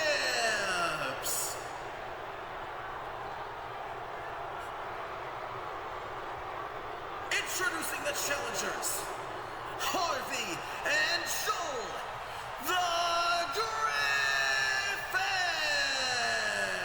Griffins. And their opponents, representing the Kin, they are the HCW World Tag Team Champions, Yarmongo and Asia Uzoma. This is for the fate of the tag team division as we know it. The Kin have been unstoppable. Is it the Griffins' time to shine? We are about to get underway with this match. Looks like Harvey Griffin starting for his team, Yarmongo starting for the Kin. And the ref is ringing the bell. This match is underway. Griffin rushed at Mongo and I guess had something planned there. Decision. Yarmongo again. Oh, and it's big inverted power slam. He's a rabid hyena. He is uncontrollable, untamed, it's just insane. It's almost clinical. The way he wrestles, the way he talks and speaks, he's unhinged. I was already worried when the first two words you used to describe him were rabid hyena. I don't know if you need to say any more than that. That's not how you should describe a human. At this point, the Kin are seemingly superhuman, as Harvey Griffin with a super kick to Asia Uzoma as Joel Griffin now tagged in. The big men are legal. And now we know these two teams have fought each other one-on-one for each member of their team. Harvey Griffin ended up defeating Yarmongo one-on-one last episode, last weekend. But Joel Griffin was unsuccessful in defeating Asia Uzoma. So technically these two teams are 1-1 against each other. And now we're getting to the title match itself. Big Samoan drop from Uzoma, as Joel Griffin has absolutely nowhere to go. The Kin have been as dominant as ever Throwing a big forearm right to the jaw. Knocks Joel off his feet. And once again, that forearm catching Joel off guard here. The jawbreaker from Joel. Harvey Griffin at ringside just watching his brother be mauled by the first brother of the Kid. As Joel trying to make a comeback. There's a couple of strikes there. Went for a clothesline. Mongo turns it around. Now into their corner. And now a tag has been made to Harvey Griffin. And now Griffin gets tossed by his brother into a shoulder tackle. Harvey Griffin, the high flyer of the team, now in control of the match. Uzoma gonna break up that cover. Harvey Griffin, firm control of the match right now. Another tag to Joel Griffin. They're gonna team up again. And a big right hand, underhand to the gut of Iyar Mongo. Frequent tags from the challengers. I know a cover by Joel, but it's not going to get it. Just a 1 count. Eiji Uzoma can do nothing to break up that pin right now, as he's already broken up a pin before. He cannot do so until Mongo tags in. Or tags out, I should say. You know, Griffin trapped in the corner. Uzoma tagged in officially, and there's another right hand to the gut, this time going Joel's way. And outside of the ring goes Joel. Zoma turning his attention to Harvey Griffin, and a couple cheap shots to Harvey as Mongo tries to... What the hell? Mongo tries to intercept Joel. Harvey Griffin stunned in the ring right now. Joel back to his feet. And now a neck breaker to Eiji Uzoma. Harvey Griffin stunned in the middle of the ring, and now he's going to go back to the apron. Joel Griffin breaking free from that fireman's carry position. Oh, and a rolling kick there from Uzoma. The walking tank of the Kin. We're looking for another tag. And another tag from the Kin. These two are very experienced. Oh my God! Pumps up into a power slam by Uzoma, but a kick out at 1. Mongo not able to get it. Harvey Griffin wanted a tag. Joel's just too far away, and Mongo is just too on the offense right now. Joel's got absolutely nowhere to go. He's looking helpless. Gonna fly now. This is not a good sight to see. Oh my God. They cross-body the outside. And now Joel again went for a kick to try and make a comeback. Mongo again with that forearm. That is nasty. This is the house of fire at all times. This is dangerous to be up against. And the referee counting to 20. The tag titles will not change hands if the ref reaches 20. Went for that discus boot. Mongo out of the way though. It gets tossed over to the steps. Now Joel Griffin trying to make a comeback here. He's back on his side of the ring. He's got to get Mongo back into the ring and go for a cover if he wants to win the tag team titles with his brother. That would be the first time in the Griffins' careers that they've held championship gold. Both, oh my God, into a cutter. Big cutter, oh my God. Now tag made to Uzoma. Joel Griffin has tagged in Harvey. The fresher man on the Griffin side is legal, but it's not going to matter as the power of Eiji Uzoma might be too much for Harvey. Too strong. Harvey has got the speed advantage. A nice blend of size and speed are the Griffins, but the Kin is all about power, brutality, overwhelming offense, and just unhinged style of wrestling. These two teams have been at odds for quite a couple months now. Now Harvey Griffin with a shooting star press! Picture perfect into a cover, but Mongo breaks it up. Uzoma takes down Harvey, and just like that, the tides are turned in favor of the Kin again. I don't even know if you can call what the Kin do wrestling. I think they just maul you. They tear you down. Harvey Griffin overshot that lariat, and Griffin gets caught with a flurry of offensive styles. And here, you can see the this rabid is exactly behavior. what I mean. This is exactly what I mean. About the rabid offense of Mongo. They don't wrestle. They shred you apart and toss you aside.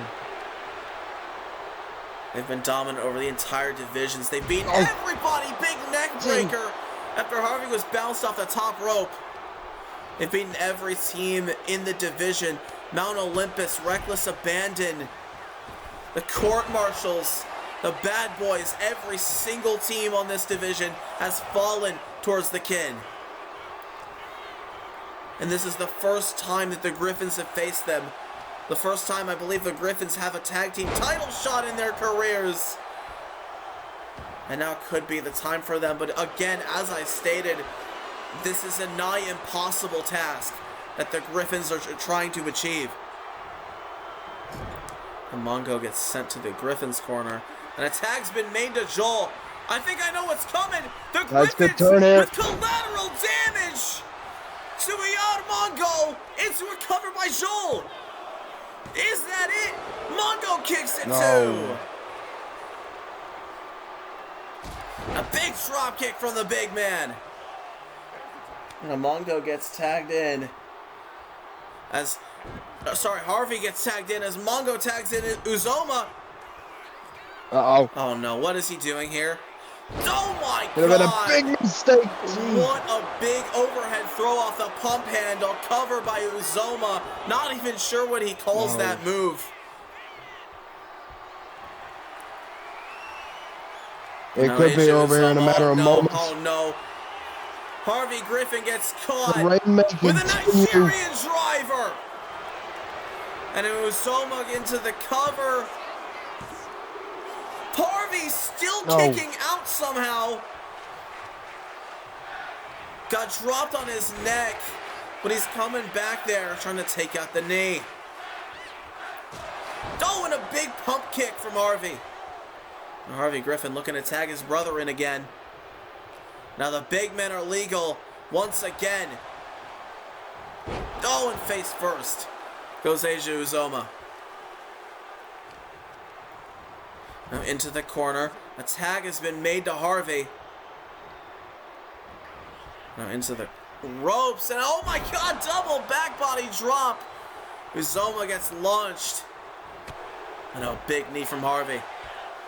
Now Harvey into a cover, hooking the leg on Uzoma. But kicking out at one is one half of the champs. Now it looks like Harvey gets sent into his corner. Joel Griffin can only watch as a tag has been made to Mongo. Oh, and Harvey Griffin with a big drop kick. Finding his bearings there. As now into a cover. Could be the turning point into cover. And Uzoma, sorry, I should say Mongo kicking out. And again, Mongo is continuing to lay in aggressive offense into another power slam. And Uzoma once again the legal man. Is this enough though? At this point the Griffins might be helpless. Uzoma might have been running the ropes, but the referee again getting in the way. Tags Mongo in. Might have to rethink his strategy as a double axe handle. To Mongo. Sorry, from Mongo, I should say. Harvey Griffin back to his feet. But again gets tossed into his corner. Going, but it's just not happening. He's trying to come back and try and get some offense in, but again, the frequent tags of the Kin. And Harvey trying everything he can. And again gets tossed out of the ring. Dumped to the floor. They're right in front of us here at ringside. This is hard to watch at this point. Dumping on the arm. The Griffins have worked so hard in the time they've been part of HCW. This is their biggest match yet. This gets shut down anytime he tries to get something going. This is hard to watch again with that overhead toss. Oh my god. This time on the outside. It already hurts inside the ring. That doesn't feel any better out here on the floor. Tossed across ringside goes Harvey. This is hard to watch. The Griffins have worked so hard for this moment and they're just getting destroyed.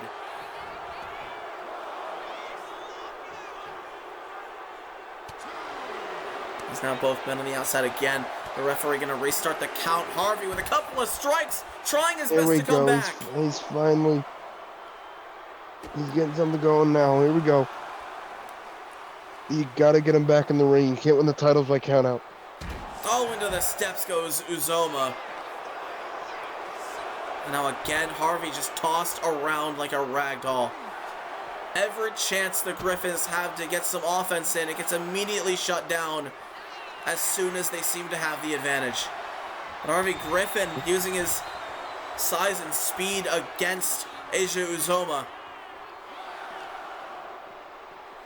Back inside the ring goes Uzoma. The referee's reached a count of 13, but both men now inside the ring. And Harvey looking for a springboard moonsault, connects under the spine. Is this gonna do it? Something's planned with Harvey right now. Wrapping him up on the ropes. What the hell's he doing? Oh, into a leg drop, rope assisted. Uzoma climbing over into that corner. Harvey Griffin fired up now. He's fired feeling it. up. You don't want to be there, Uzoma. He's in the right state of mind. Oh! And now Harvey finally connecting with a big move into the cover on Uzoma. And it gets broken up by a Yarmongo again. Just 1 second later and we would have had new champs. The Griffins are doing everything they can. And every which way, it just doesn't seem like it's enough. It's been the story of their careers. And now Uzoma has Harvey in the middle of the ring, prepping him for another Nigerian driver. And Mongo gonna take out Joel at ringside, rushing back to his position. Nigerian driver again. But not going for the cover. This time tagging in Mongo. What the hell could they possibly be thinking? Now Mongo sends Harvey into the corner. What the hell is he thinking? And rushing over to the other corner. I don't want to know what he's thinking right now. Oh my god. Oh! Harvey followed him. Usoma's out. Harvey's got a fighting chance.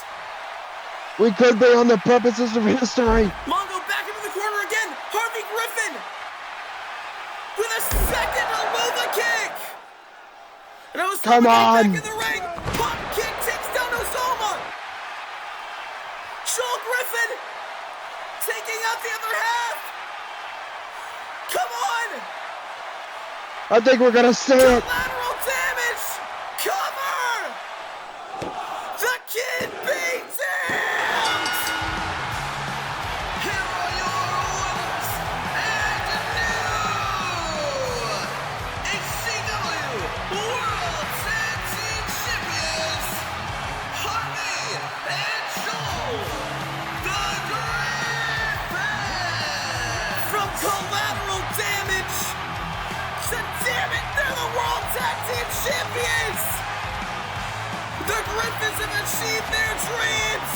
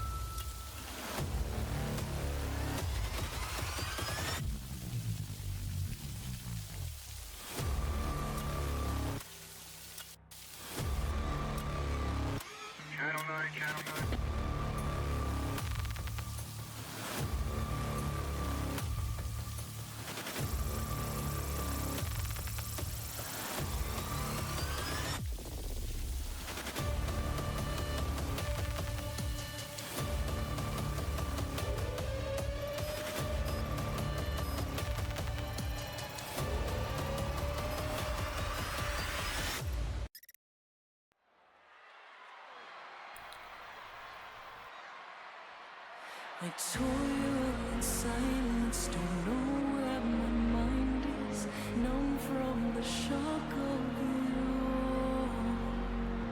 cut myself open, but I wasn't broken. Tried to fix what wasn't wrong. Can you feel it taking over? I know I'm not alone. If I must go the way she dragged me on. When every lie was kept so close, burned by the game for what I chose. The following contest is scheduled for one fall. Introducing first, from Newark, New Jersey, the Blue Wicked Angel, Nicole Manson. The mission for Nicole Manson tonight is to defeat a parasite. Valerie Rivers has plagued Nicole's very existence since she arrived on the scene in HCW. Nicole Manson says she is the last line of defense against Valerie Rivers before she takes everything that she wants. This is a rivalry that has been brewing since last summer. And now these two finally come to a head.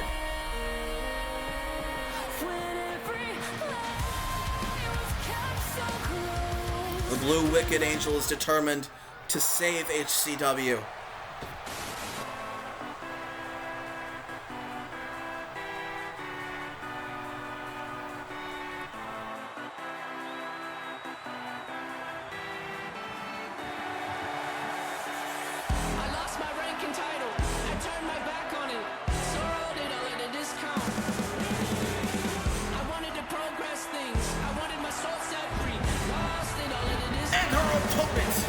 From Cleveland, Ohio, she is the holder of the fully loaded contract, the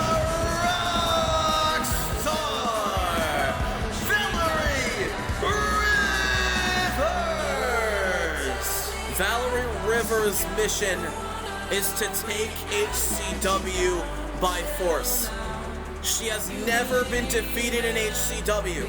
She is the holder of the fully loaded contract, getting a guaranteed world title opportunity whenever she wants, wherever she wants. But she has made it her mission not only to bully Nicole Manson and screw her out of every opportunity, every championship, because she wants to take her place. Valerie Rivers is here for herself. And that is not what Nicole thinks HCW should be ran by. Nicole Manson is the last line of defense, she says, against Valerie Rivers. But Valerie is determined to hold HCW in the palm of her hand. And we are getting underway with this dream match for the first time ever. These two in a ring. And the bell has There we go. Rivers with a drop kick. And this place is Right just out of the unglued gate. for this match. I don't blame him one bit with the amount of history and tension that has been brewing between these two since, like you said, last summer. I only want one way. These two can only end this match one way. Defeat the other by pinfall or submission. Countouts, as much as it is possible to end the match, that's not going to do it for either of these women.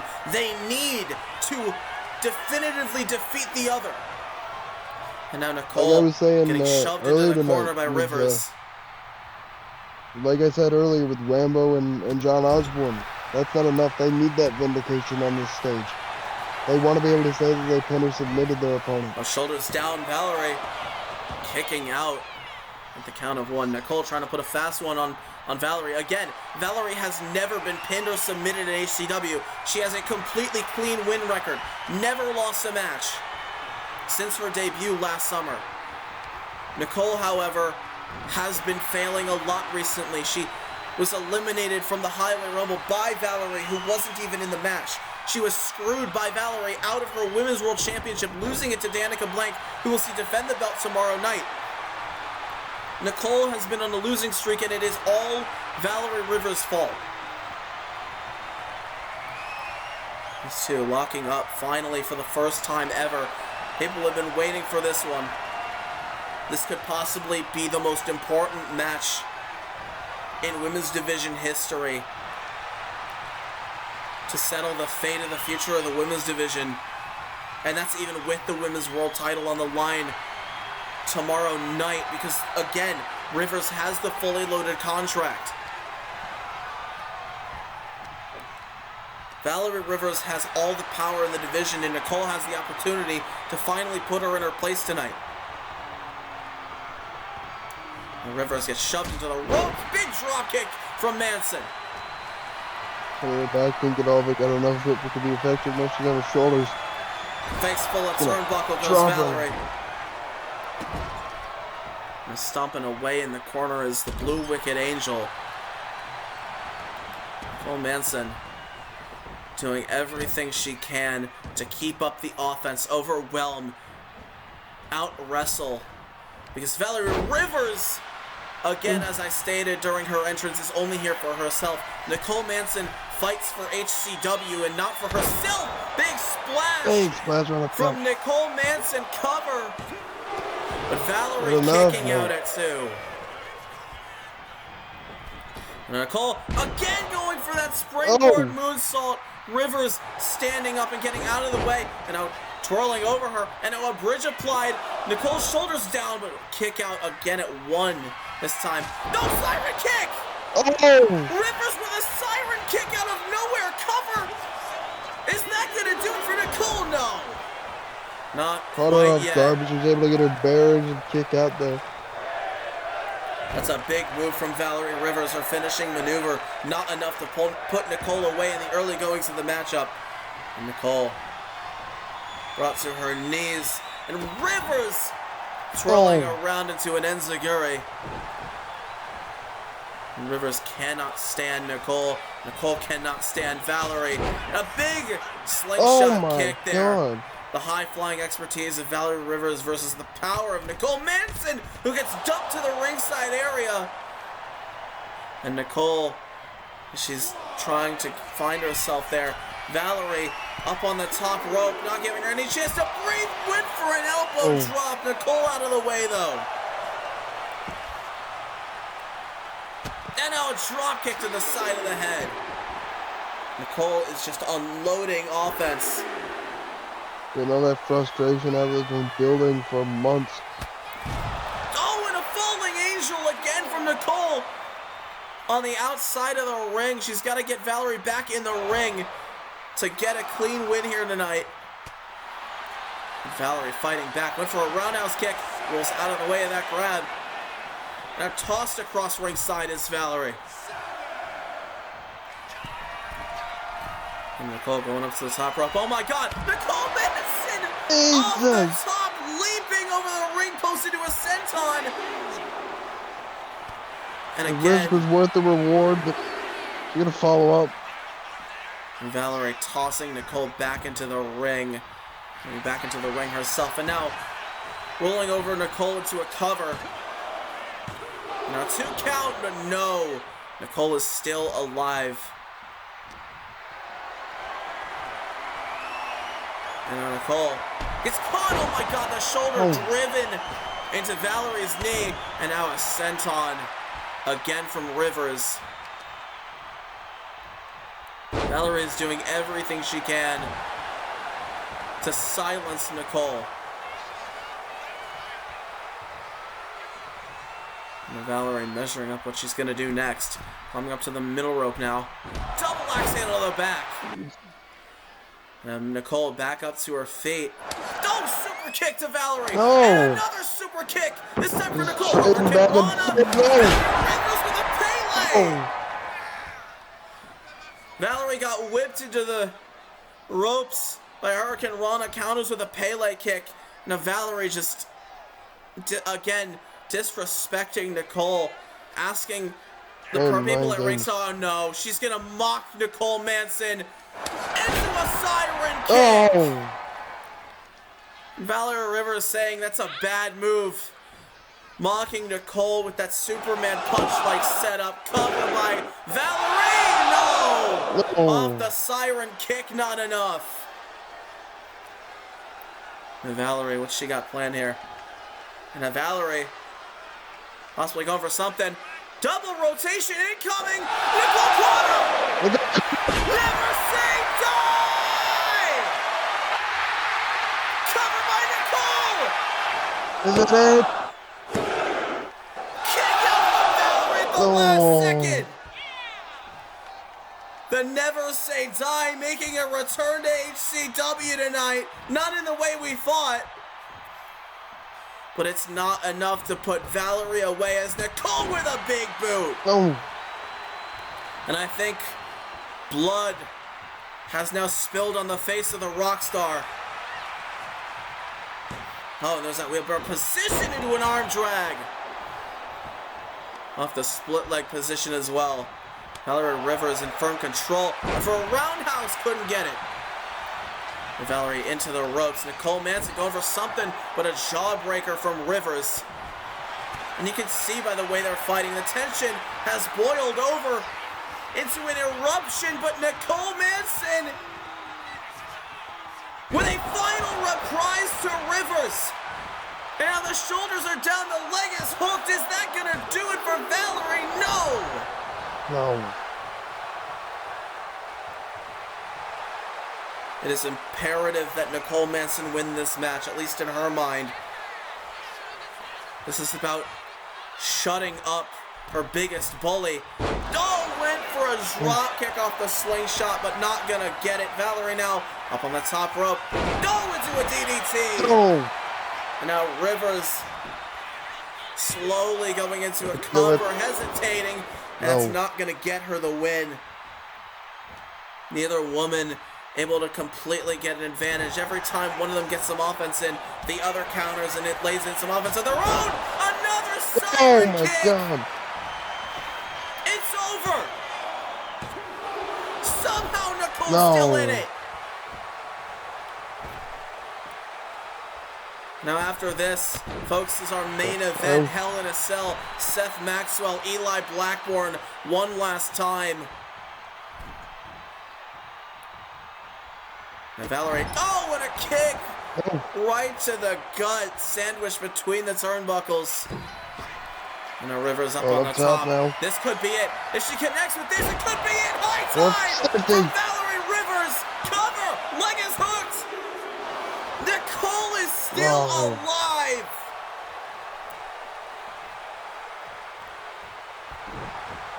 Rivers again. You can see the frustration building on her face as to how Nicole won't stay down. And you can see her fighting like she's frustrated too. Look at this. Valerie Rivers is just pissed off at this point. Doesn't know what else to do. Now once again that swirling enziguri. And again that hesitation. Looks like Nicole's back to her feet, going on the apron. Meeting Valerie. Valerie's on the other side of the apron. What are they going for? Oh my God. What is happening? Both women on the springboard falling. Angel! Nicole Manson saying it's too easy now. Now grabbing Valerie Rivers, goes into a corner. Nicole Manson's got some kind of plan here right now. What is she doing?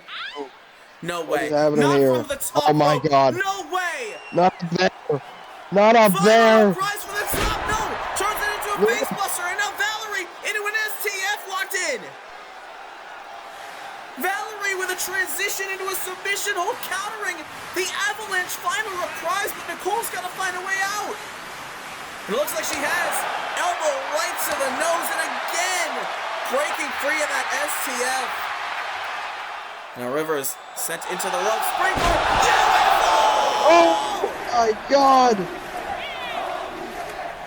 These two women are fighting like their lives depend on it. Whisper in the wind gets countered into a cutter by Nicole. Like I said, they're fighting like their lives depend on it. This is no different. Oh no. A long ways away. Oh no, and the senton doesn't connect. Valerie Rivers though catches her into a neck breaker. These two are doing moves I've never seen them do. They're reaching far into their bag, maybe creating a new one in the process.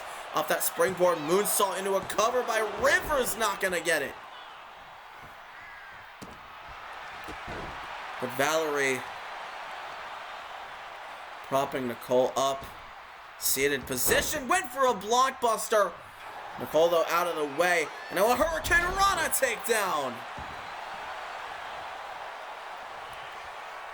As Valerie Rivers, 2 days to continue. Nicole Manson has all of the advantage right now as that arm drag takes down Rivers. Now hooking the leg, the referee getting to, oh my God! Not even a 1 count.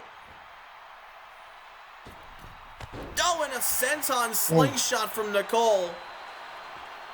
They've been going for high-flying maneuvers almost the entire matchup. We can see they're wrestling in a way I've never seen either of them wrestle before. And another, sorry, not another, but a blockbuster. Nicole catches Valerie. And what is Nicole planning right now? She's got a hold of Valerie, but Valerie's still fighting back. Somehow. But now Nicole off the springboard. Connects with the dropkick this time. Nicole turning Valerie inside out. Now Valerie back to her feet. Went for a wheelbarrow. Nicole kicks her away as she's on the middle rope. Completely misses. A little too far off. And now Nicole Manson into the ropes. Went for a roundhouse. Goes Valerie, who gets caught with a lariat. Valerie kips up back to her feet. Now Nicole Manson. Here we go. Parading her rival around the ring. Final reprise. It's over. Nicole Manson not able to get the win. Rivers still kicks out. I don't know how either of them are still moving in the way that they have. Oh, went for Falling Angel. Oh, Rivers countered.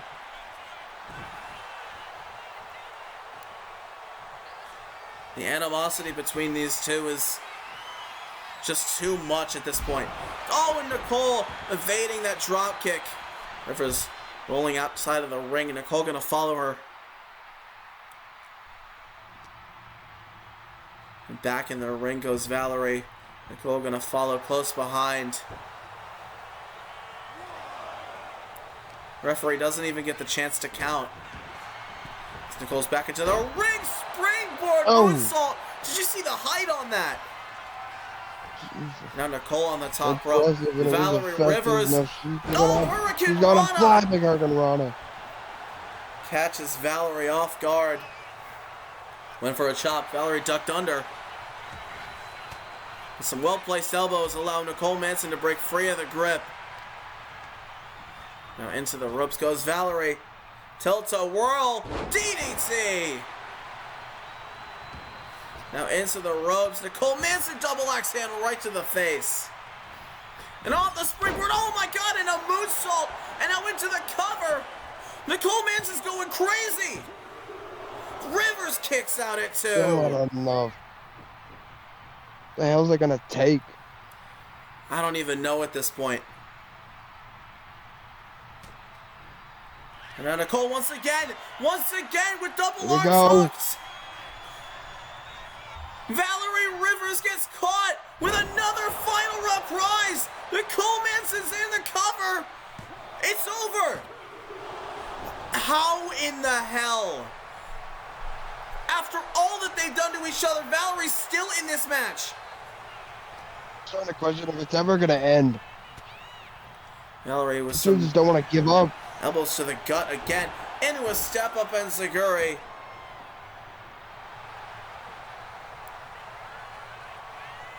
Nicole's. Oh my God! Oh, Valerie Rivers went for something there, completely missed it. Siren kick to the side of the head. Nicole barely shrugs it off. I don't think Valerie got all of it, but Nicole is down and out right now. And then finds herself there. Valerie Rivers went for Hurricane Rana, overshot it. Nicole went for a super kick. Valerie Rivers into a drop kick, takes down Nicole. Now Valerie, into an armbar. Rare submission hold from Valerie Rivers, but that's why it's rare. Nicole immediately breaking free of it. Kick to the midsection. Now Valerie Oh, into a DDT spike with the arm trapped. Now Nicole Manson is in trouble. Trading blows. Here we go. Oh, here we go. Valerie and Nicole. Back and forth we go. This has been a dream match for many in the HCW Nation, if not all of it. Step up and Ziguri catches Valerie Rivers off guard. And I'm just stomping away at Valerie in the corner. Nicole's still got something up her sleeve. Oh, in for a drop kick. Valerie avoiding disaster there. Now counter for counter they both go. Now Nicole into the ropes. Valerie ducks under. Went for a roundhouse. Nicole caught her again with that lariat. Now Valerie back to her feet again. Both women. And now Valerie Rivers downstream.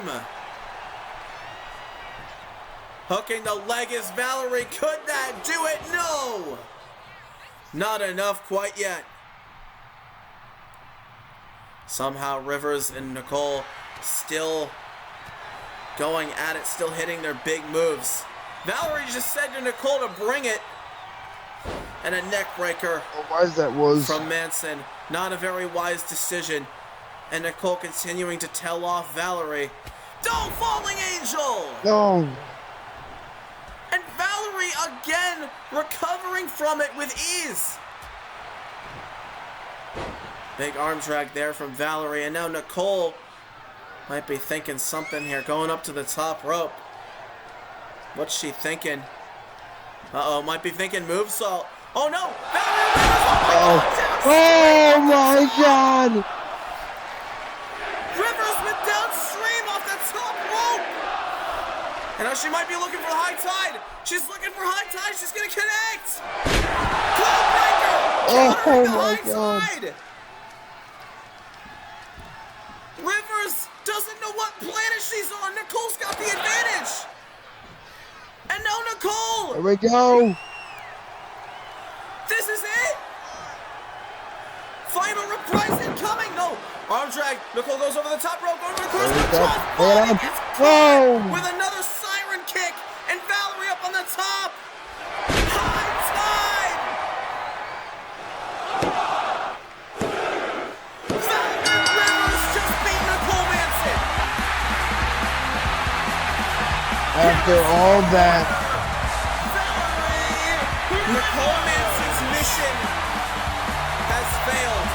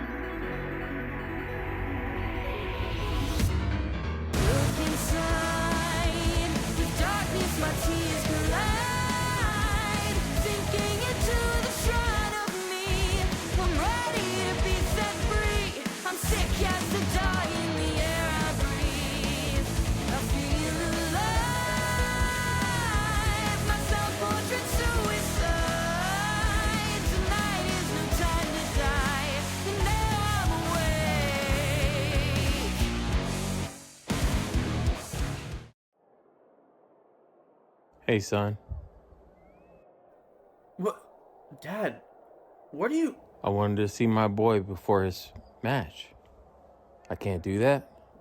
No, Dad, it's not that at all. It's not that you can't. I wasn't expecting you to be back here, that's all. You got one last pep talk in you? Maybe just one more. Listen to me, son. You've gone through hell and back to get where you are. You've worked this whole time to make yourself meaningful, to be the guy you want to be. Not just in the ring. You got family cheering you out there. friends too. You've connected with people that as a kid you wouldn't have been able to do. And now you gotta bring one more person back. Don't bring back Eli.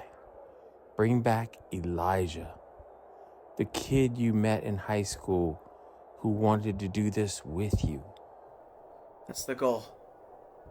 Thank you. For everything. Go whoop Eli's ass, Seth. You got it. Seth, I'm proud of you.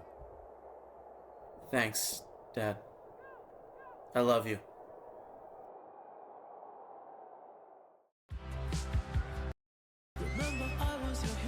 As we get into our final match of the night, look who's in the crowd here tonight. It's Matthew, the leader of Dead End, witnessing Made in Heaven here tonight. But that is not all. We have the GHW Hardcore Champion, Cherry Blast Blackvale, here to support her Flockvale Dynasty brethren in Eli Blackburn just before our main event here. And here we go. Folks, it's main event time. Does Cherry know I'm here? I don't think she does. I don't think she does. Alright, just keep quiet, because I just got out of the hospital recently, okay? I can't go back there. We'll keep it under wraps. But this man, I know you're very familiar with him. Yeah. He followed Seth home after what had happened. And 8 years of hatred, spite, rage. It's all come to a head here, and it's inside Hell in a Cell. The Shepherd has one last hero to slay.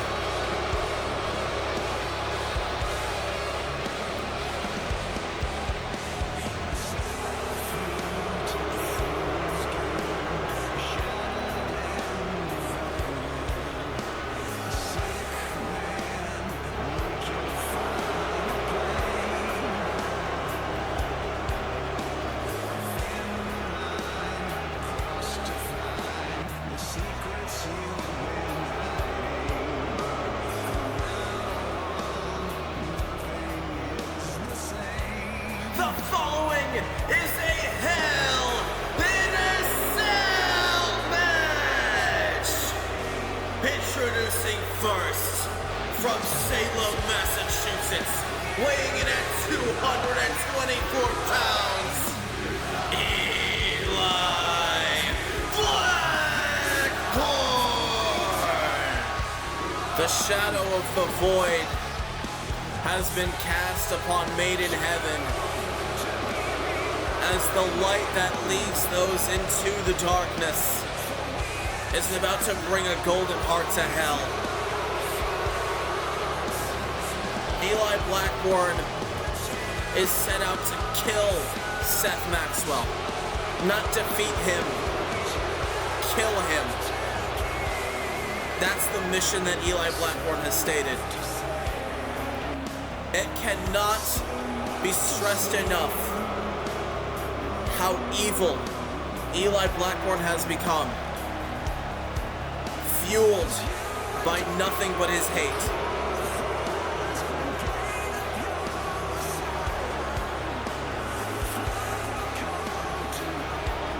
He's been a plague everywhere he goes. And for his final curtain call, his final match with Seth Maxwell, he plans to plague HCW as well.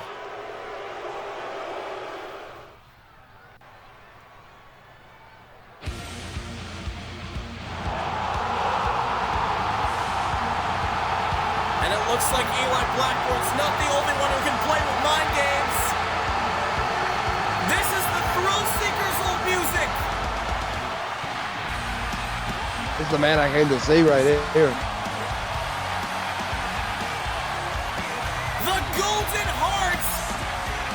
repping his original tag team, and his opponent, representing the Thrill Seekers from Hartford, Connecticut, weighing in at 208 pounds,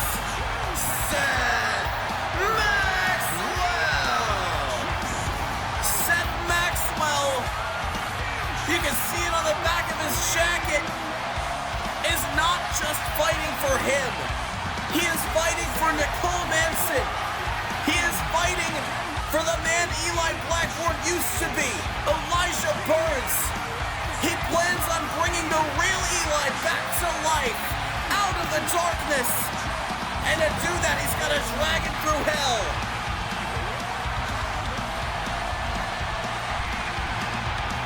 This is your main event, folks. The first time Hell in a Cell has been contested in HCW history. And what better place, and who better to go there? You can hear the crowd needs this match to be underway, and it is.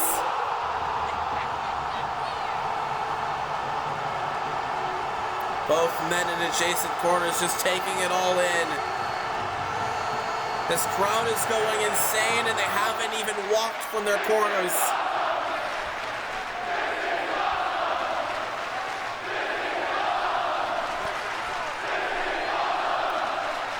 These two are HCW legends, and there's no other way to put it. The crowd believes it. And now finally both men face to face in the middle of the ring. First time televised. This is the last time these two will ever face off against each other. And now both men locking up officially. Here we go. Here we go.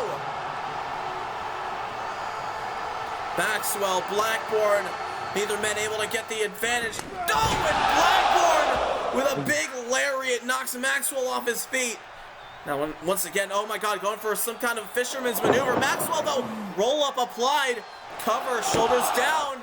Eli kicks at 2, not even 2, just at 1. Seth Maxwell stepping back to taunt Eli Blackburn. Eli's not having it at all. Your childish tricks cannot vanquish me.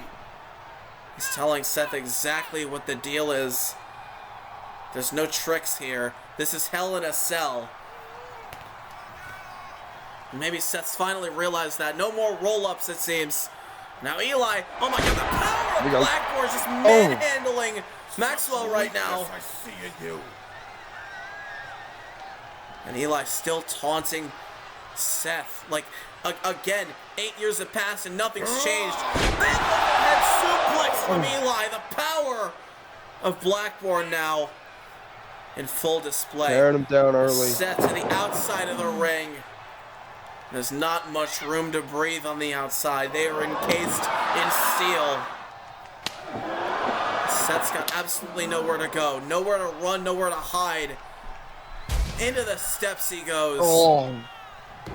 You heard the impact. Eli meant for it to be that heavy. And again, a clubbing blow to the back, and another one for good measure. Seth ducks under that right hand, and right in his own, takes him down with a lariat. Forcing Eli back to his fate. Oh, face first into the apron. Now back in the ring goes Blackburn. Seth Maxwell beckoning Eli to his feet. Rolls through the ropes into a neckbreaker. Oh. Childish tricks, huh? I out-wrestle you. And these two, the animosity has happened over the past several years as a super kick from Maxwell. This is the rivalry that made HCW famous. And now Maxwell taking down Eli. Split leg moonsault from the top rope. Into a cover. Is that going to do it for Eli in the early goings? No. No. It's just not enough. Get your ass up, Eli, and fight back. Come on. There is not a whole lot that they have done to each other yet. We are inside the most vicious structure in all of professional wrestling. And we're just getting started in here. The bell just recently rang. Oh, Eli counters that with a power slam. Maxwell crashing down hard. Now Eli. This is a match that is designed to take years off the lives of the men who choose to compete inside it. Take it from me, this is not the kind of match you want to be in, and especially not with somebody like Eli Blackburn. The first weapon introduced into the ring, a steel chair. Seems to be the theme for a lot of rivalries here tonight. A trash can introduced to the equation as well. Both weapons by Eli Blackburn. He's got hold of the trash can. Oh my God! It just bounced off the skull. And again thrown on top of him. This is very slow-paced and methodical by Eli Blackburn. The exact opposite of what Seth's strategy is. It's the way he wants it. Oh my God! Trash can! Just flattening the trash can. That trash can's been warped to hell. Boot in the corner! Oh my God! Oh my God! Now Eli again. This has the gotten power. ugly so early on. Eli just continuing to wrestle Seth to the mat, displaying, oh my God, deceptive power. And Eli mocking the fans for believing in Seth now. And again, there's that steel chair finally being utilized by Eli Blackburn. He introduced it a couple minutes ago. He's not used it until now, and he's not stopping. As I say that, he finally drops the chair. This is just brutal. Seth is getting brutalized by Blackburn right now. Kicks up. You can see the frustration building in Eli Blackburn as Maxwell is not getting back to his feet. Check up. Eli's just shouting at Seth. And Eli Blackburn. Oh, springboard off the top. Spear from Maxwell! Oh! And now Maxwell's fired up just like that, trying to make a comeback. You gotta capitalize. You can't take your eyes off him. Well, now Seth. Maybe it's time for Seth to introduce a weapon to the equation. And it's a table. We've got tables in the ring. Now Seth picking up that chair.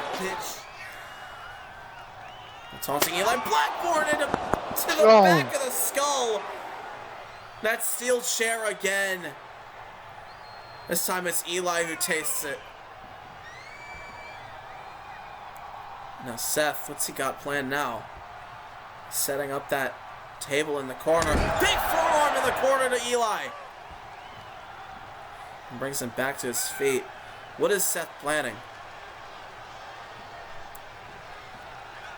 And Eli onto the table. Seth's got something planned for him. And now Seth, what is he doing? Seth Exploder in the corner for the table! And now into a cover! Eli gonna kick out though! Seth connecting with that signature Seth Exploder, this time through the table in the corner. That did a lot of damage to Eli. You can see he's barely moved. Slowly trying to get back to his feet maybe. No. Just escaping to the apron, but there is no escape. Not in this match. And tossed back into the ring. Seth just wants it back in here and just stomping a mud hole into Eli Blackburn.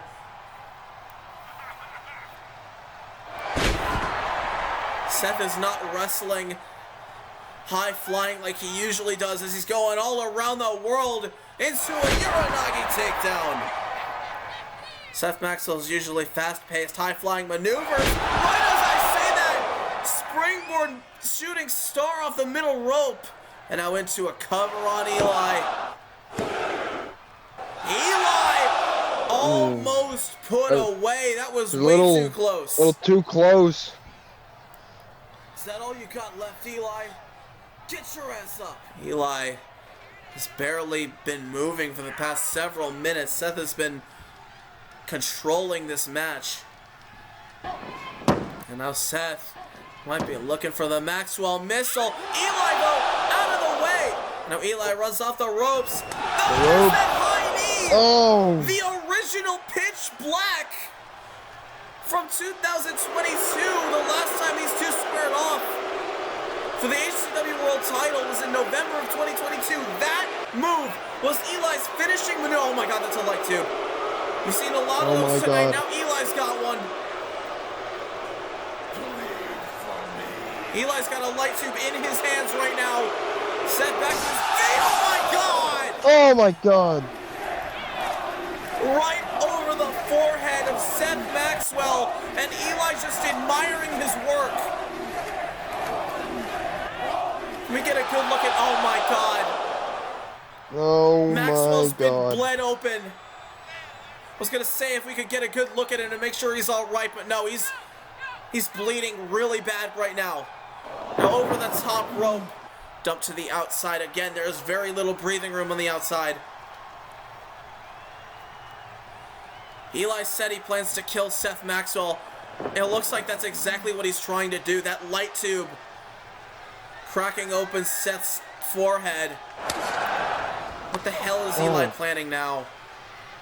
This is not good. Oh, and a big uppercut right next to the steps. Kick to the midsection. No way. No, no, no, no, no. Oh, no. Powerbomb Oh position. my No, god. no, no, no, no. No, no, no, no, no. Oh my god. I don't think paramedics are enough. No. We're gonna need a No, morgue they're by not. the time this is over. Both of these men are trying to kill each other, and the morgue is exactly where they're going if they keep this up. Now Eli on the top rope. What the hell? He just powerbombed Seth into the steps, and I have no idea how Seth's still on his feet. Even if it's just his survival mode, how the hell is this even happening? I'm just stomping on the hand, trying to prevent any sort of grip, and again, trying to target that exposed wound. Eli is dominating this match again, and like he was earlier, he is not pulling any punches. It is just straight brutality. And another steel chair introduced into the equation. Now Eli. Oh my god, no. Eli Pitch Black on the chair! Eli Blackmore just ended it. A Pitch Black on the steel Get out of chair. here. Good night. Seth gets the shoulder up in Oh my 2.9. god. I don't know how the hell he's still standing. How the hell did he just kick out of that? The light tube, the steel steps, and now this! Oh. Eli Blackbourne's enraged. I know you've had your dealings with him, but have you ever seen him like this? Listen, I was talking about it earlier. Having to fight him in any match is dangerous enough, but when you're enclosed in a giant cell with no limitations on what he can do, it's just gonna get worse. This is not where any man would want to be. This is not safe whatsoever for either of these men. And have you ever seen Seth Maxwell down and out like this before? Have you ever seen him get this dominated before? Oh no, Eli Blackmore, no, One of his closest skills, that's it. Oh my god. He's trying to make Seth Maxwell pass out. Seth has not tapped out since 2023. He's trying not to do that anymore. But Eli's just going to try and make him pass out at this point. Seth has nowhere to go. Seth is trapped. But Seth, oh my god, he just fought out of it. He's still alive. Super kick. Oh. He's still alive, you son of a bitch. That golden heart is still beating true. Bulldog. As long as it beats, he's always got a chance. Seth said as long as he's got a pulse, he's got a chance. Oh, what a springboard Superman punch in the corner. That Maxwell missile connecting, and the crowd wants one more time. The crowd wants it one more time. Is he going to connect with another Maxwell missile? Eli's back to his feet, dazed. Seth up the springboard, another Maxwell missile. Somehow Eli is not bleeding. But Seth, you can see the blood on his face. Trying not to get blinded. You can see him rubbing his eyes. Oh my God, what's that in his hand? What is, oh my God, there's a barbed wire bat! Oh my God! Whoa! And Seth just unloading with that barbed wire bat on Eli! On the head! He's not stopping! What the hell are you doing, Seth? This is payback.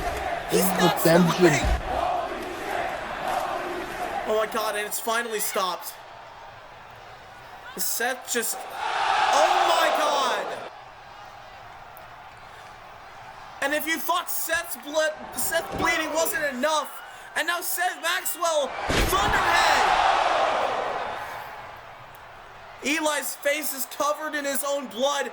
That's blunt force head trauma that would make anyone pass out with a concussion heart to heart from Maxwell. The same way he won the world title from Eli in 2022. Not it yet. Oh. And Seth is fired up still. Don't know how he's still standing, especially, again, he's bleeding. The light tube, the chair, the steel steps, and Seth is still standing. And now Maxwell There we go. going for another Maxwell missile. Eli getting out of the way. Pitch black from Blackboard. And now hooking the leg on Maxwell, catching him off guard with that pin. Oh my God.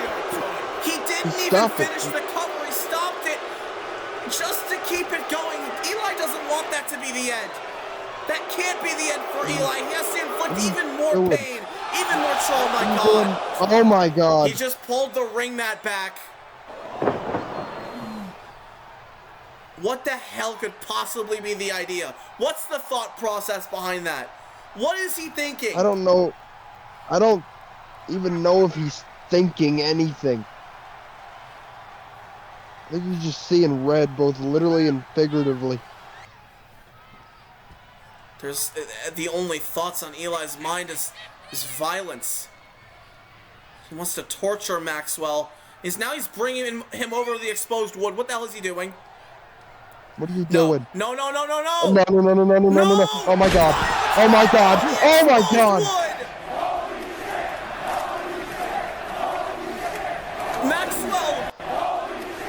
Maxwell might be out. Seth's got to be out. And you can see the open wound continuing to worsen. There's even more blood on the face of Maxwell. After that pile driver in the exposed wood, I wouldn't be surprised if Maxwell's concussed. This is hard to watch. This is really hard to watch.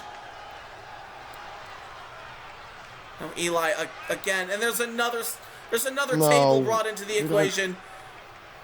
How could Eli possibly not be done?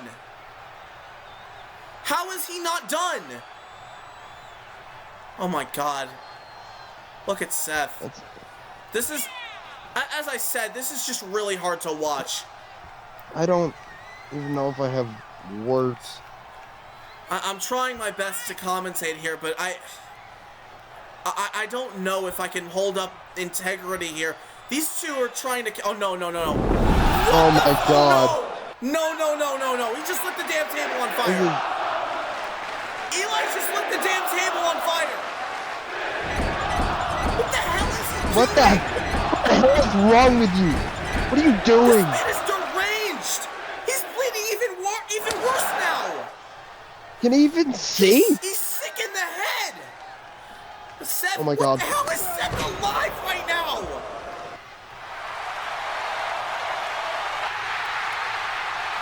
Is Seth rallying? Oh my God, I just saw it! Oh!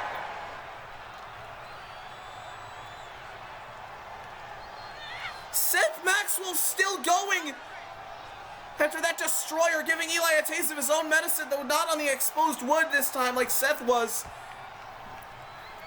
Eli gets a face full of turnbuckle. That's gonna... Oh my God, you see the blood just drenching the face of Eli Blackburn. His entire face what is Seth doing? Covered in his own blood. No, oh my God.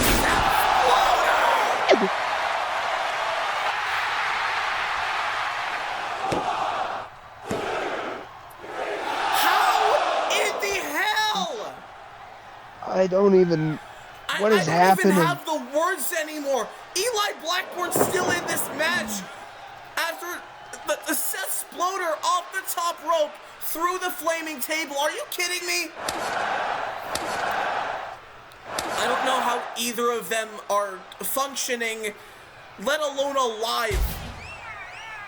I understand they said they wanted to kill each other, but I didn't think they actually meant it.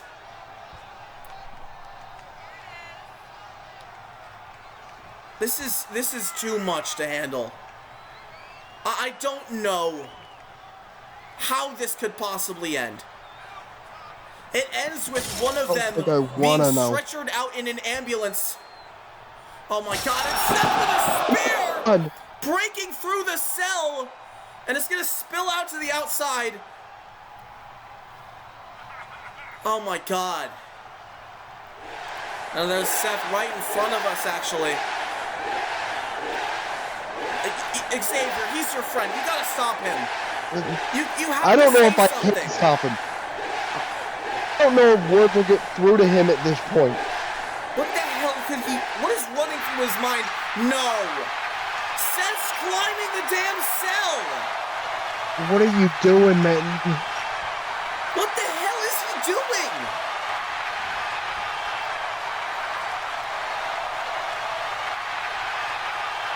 What? Is he out of his mind? He might be. He's just standing there on top of the cell. Oh my god, oh my god. Xavier, look. Eli's back to his feet, he's climbing too. Oh my god. This can only end in a bad way. There is no good way this can end. I'm starting to fear for their safety as well as ours. If this goes wrong, we might be in serious danger, you and I. We might never see these two ever again. If this is the way you want to end 2025, so be it. There they go. These two men. Oh my god, Eli almost fell off. No, oh my god. Eli almost falling off the stairs. No. Oh my god. No. Kick. Oh. On top of the damn cell. Oh my god, Xavier, we're gonna have to move. We're gonna have to move right now. We need to move right now. Get away from the table right now. Get away from the table. I'm staying.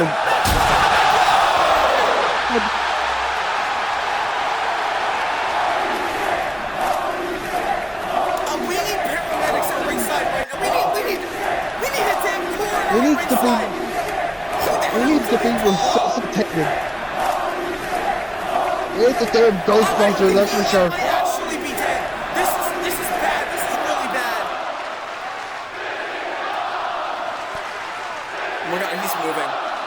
He's moving. How the hell is Eli What do you mean he's moving? He just ripped his shirt off. What the? How is he alive? He's not human, dude. These two cannot be human. I know we discussed that about Kirk Crimson earlier, but there's no way he's a human being. And now they're back on the top of the cell. This could end up being the end of their careers. I don't know why they even bothered to do this. This could be the end of their careers. And Good bastard! Oh my god! With a big lariat to Maxwell, they're gonna end their careers. This is it. Oh my god! Oh my god! Oh my god! Eli Blackbourne sets a sitting duck. He's planning something big. What the hell? No, my god! No, I don't want to know. Oh my god! Send her on! Eli went through the cell instead! Sent it in the cover! What the hell? Oh my... I don't... They're not human. They're not human. Seth's lost it. What the hell? And what the hell is Seth doing? Into the ropes. No, and the ropes are hard. heart to heart. Pin him. End this right now, please. I'm begging you, Seth. Put it away. End this right now. As your What friend, are I just need you to doing? put this thing away and get to a damn Put it hospital. away. End this. For the love of God. The second heart to heart. Oh my God. Just end it, Seth. You've done enough. You both have done enough. Just end it.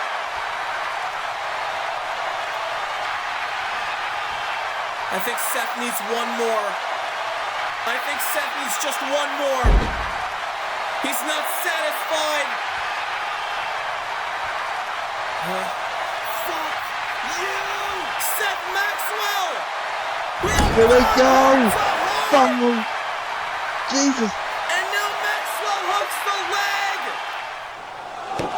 The story of the Thrill Seekers is over.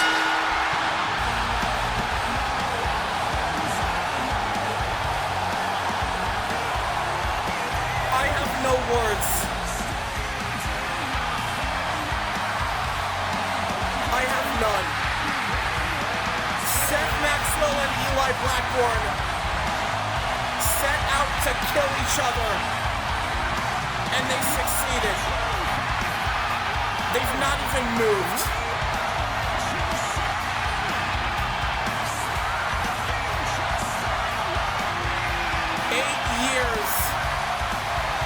And Seth Maxwell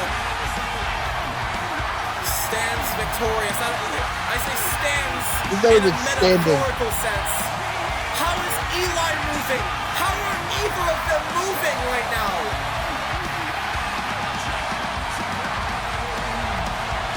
After everything they've been through, both with each other and in HCW, APW, Golden Heart Wrestling, Extreme Pro Wrestling, Apex, Empower, everything they've done, everywhere they've gone, it's all led back to here.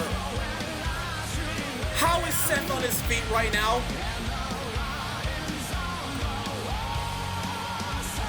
Oh my God. How are either of them standing? And the HCW Nation applauding these men. Rightfully so, but What a match.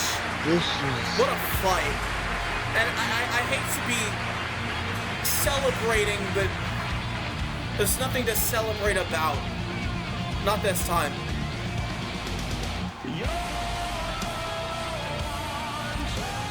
Eli Blackburn. I'm not even sure what's his next move, what's his next goal, if he even has one. And both men seem to be heading up to the ramp.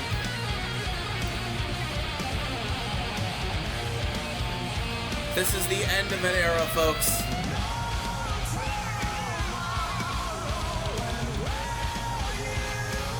They have nothing to be ashamed about. The Thrill Seekers ended tonight. The most legendary rivalry in HCW history is over. And finally rejoicing together as one after everything they've been through.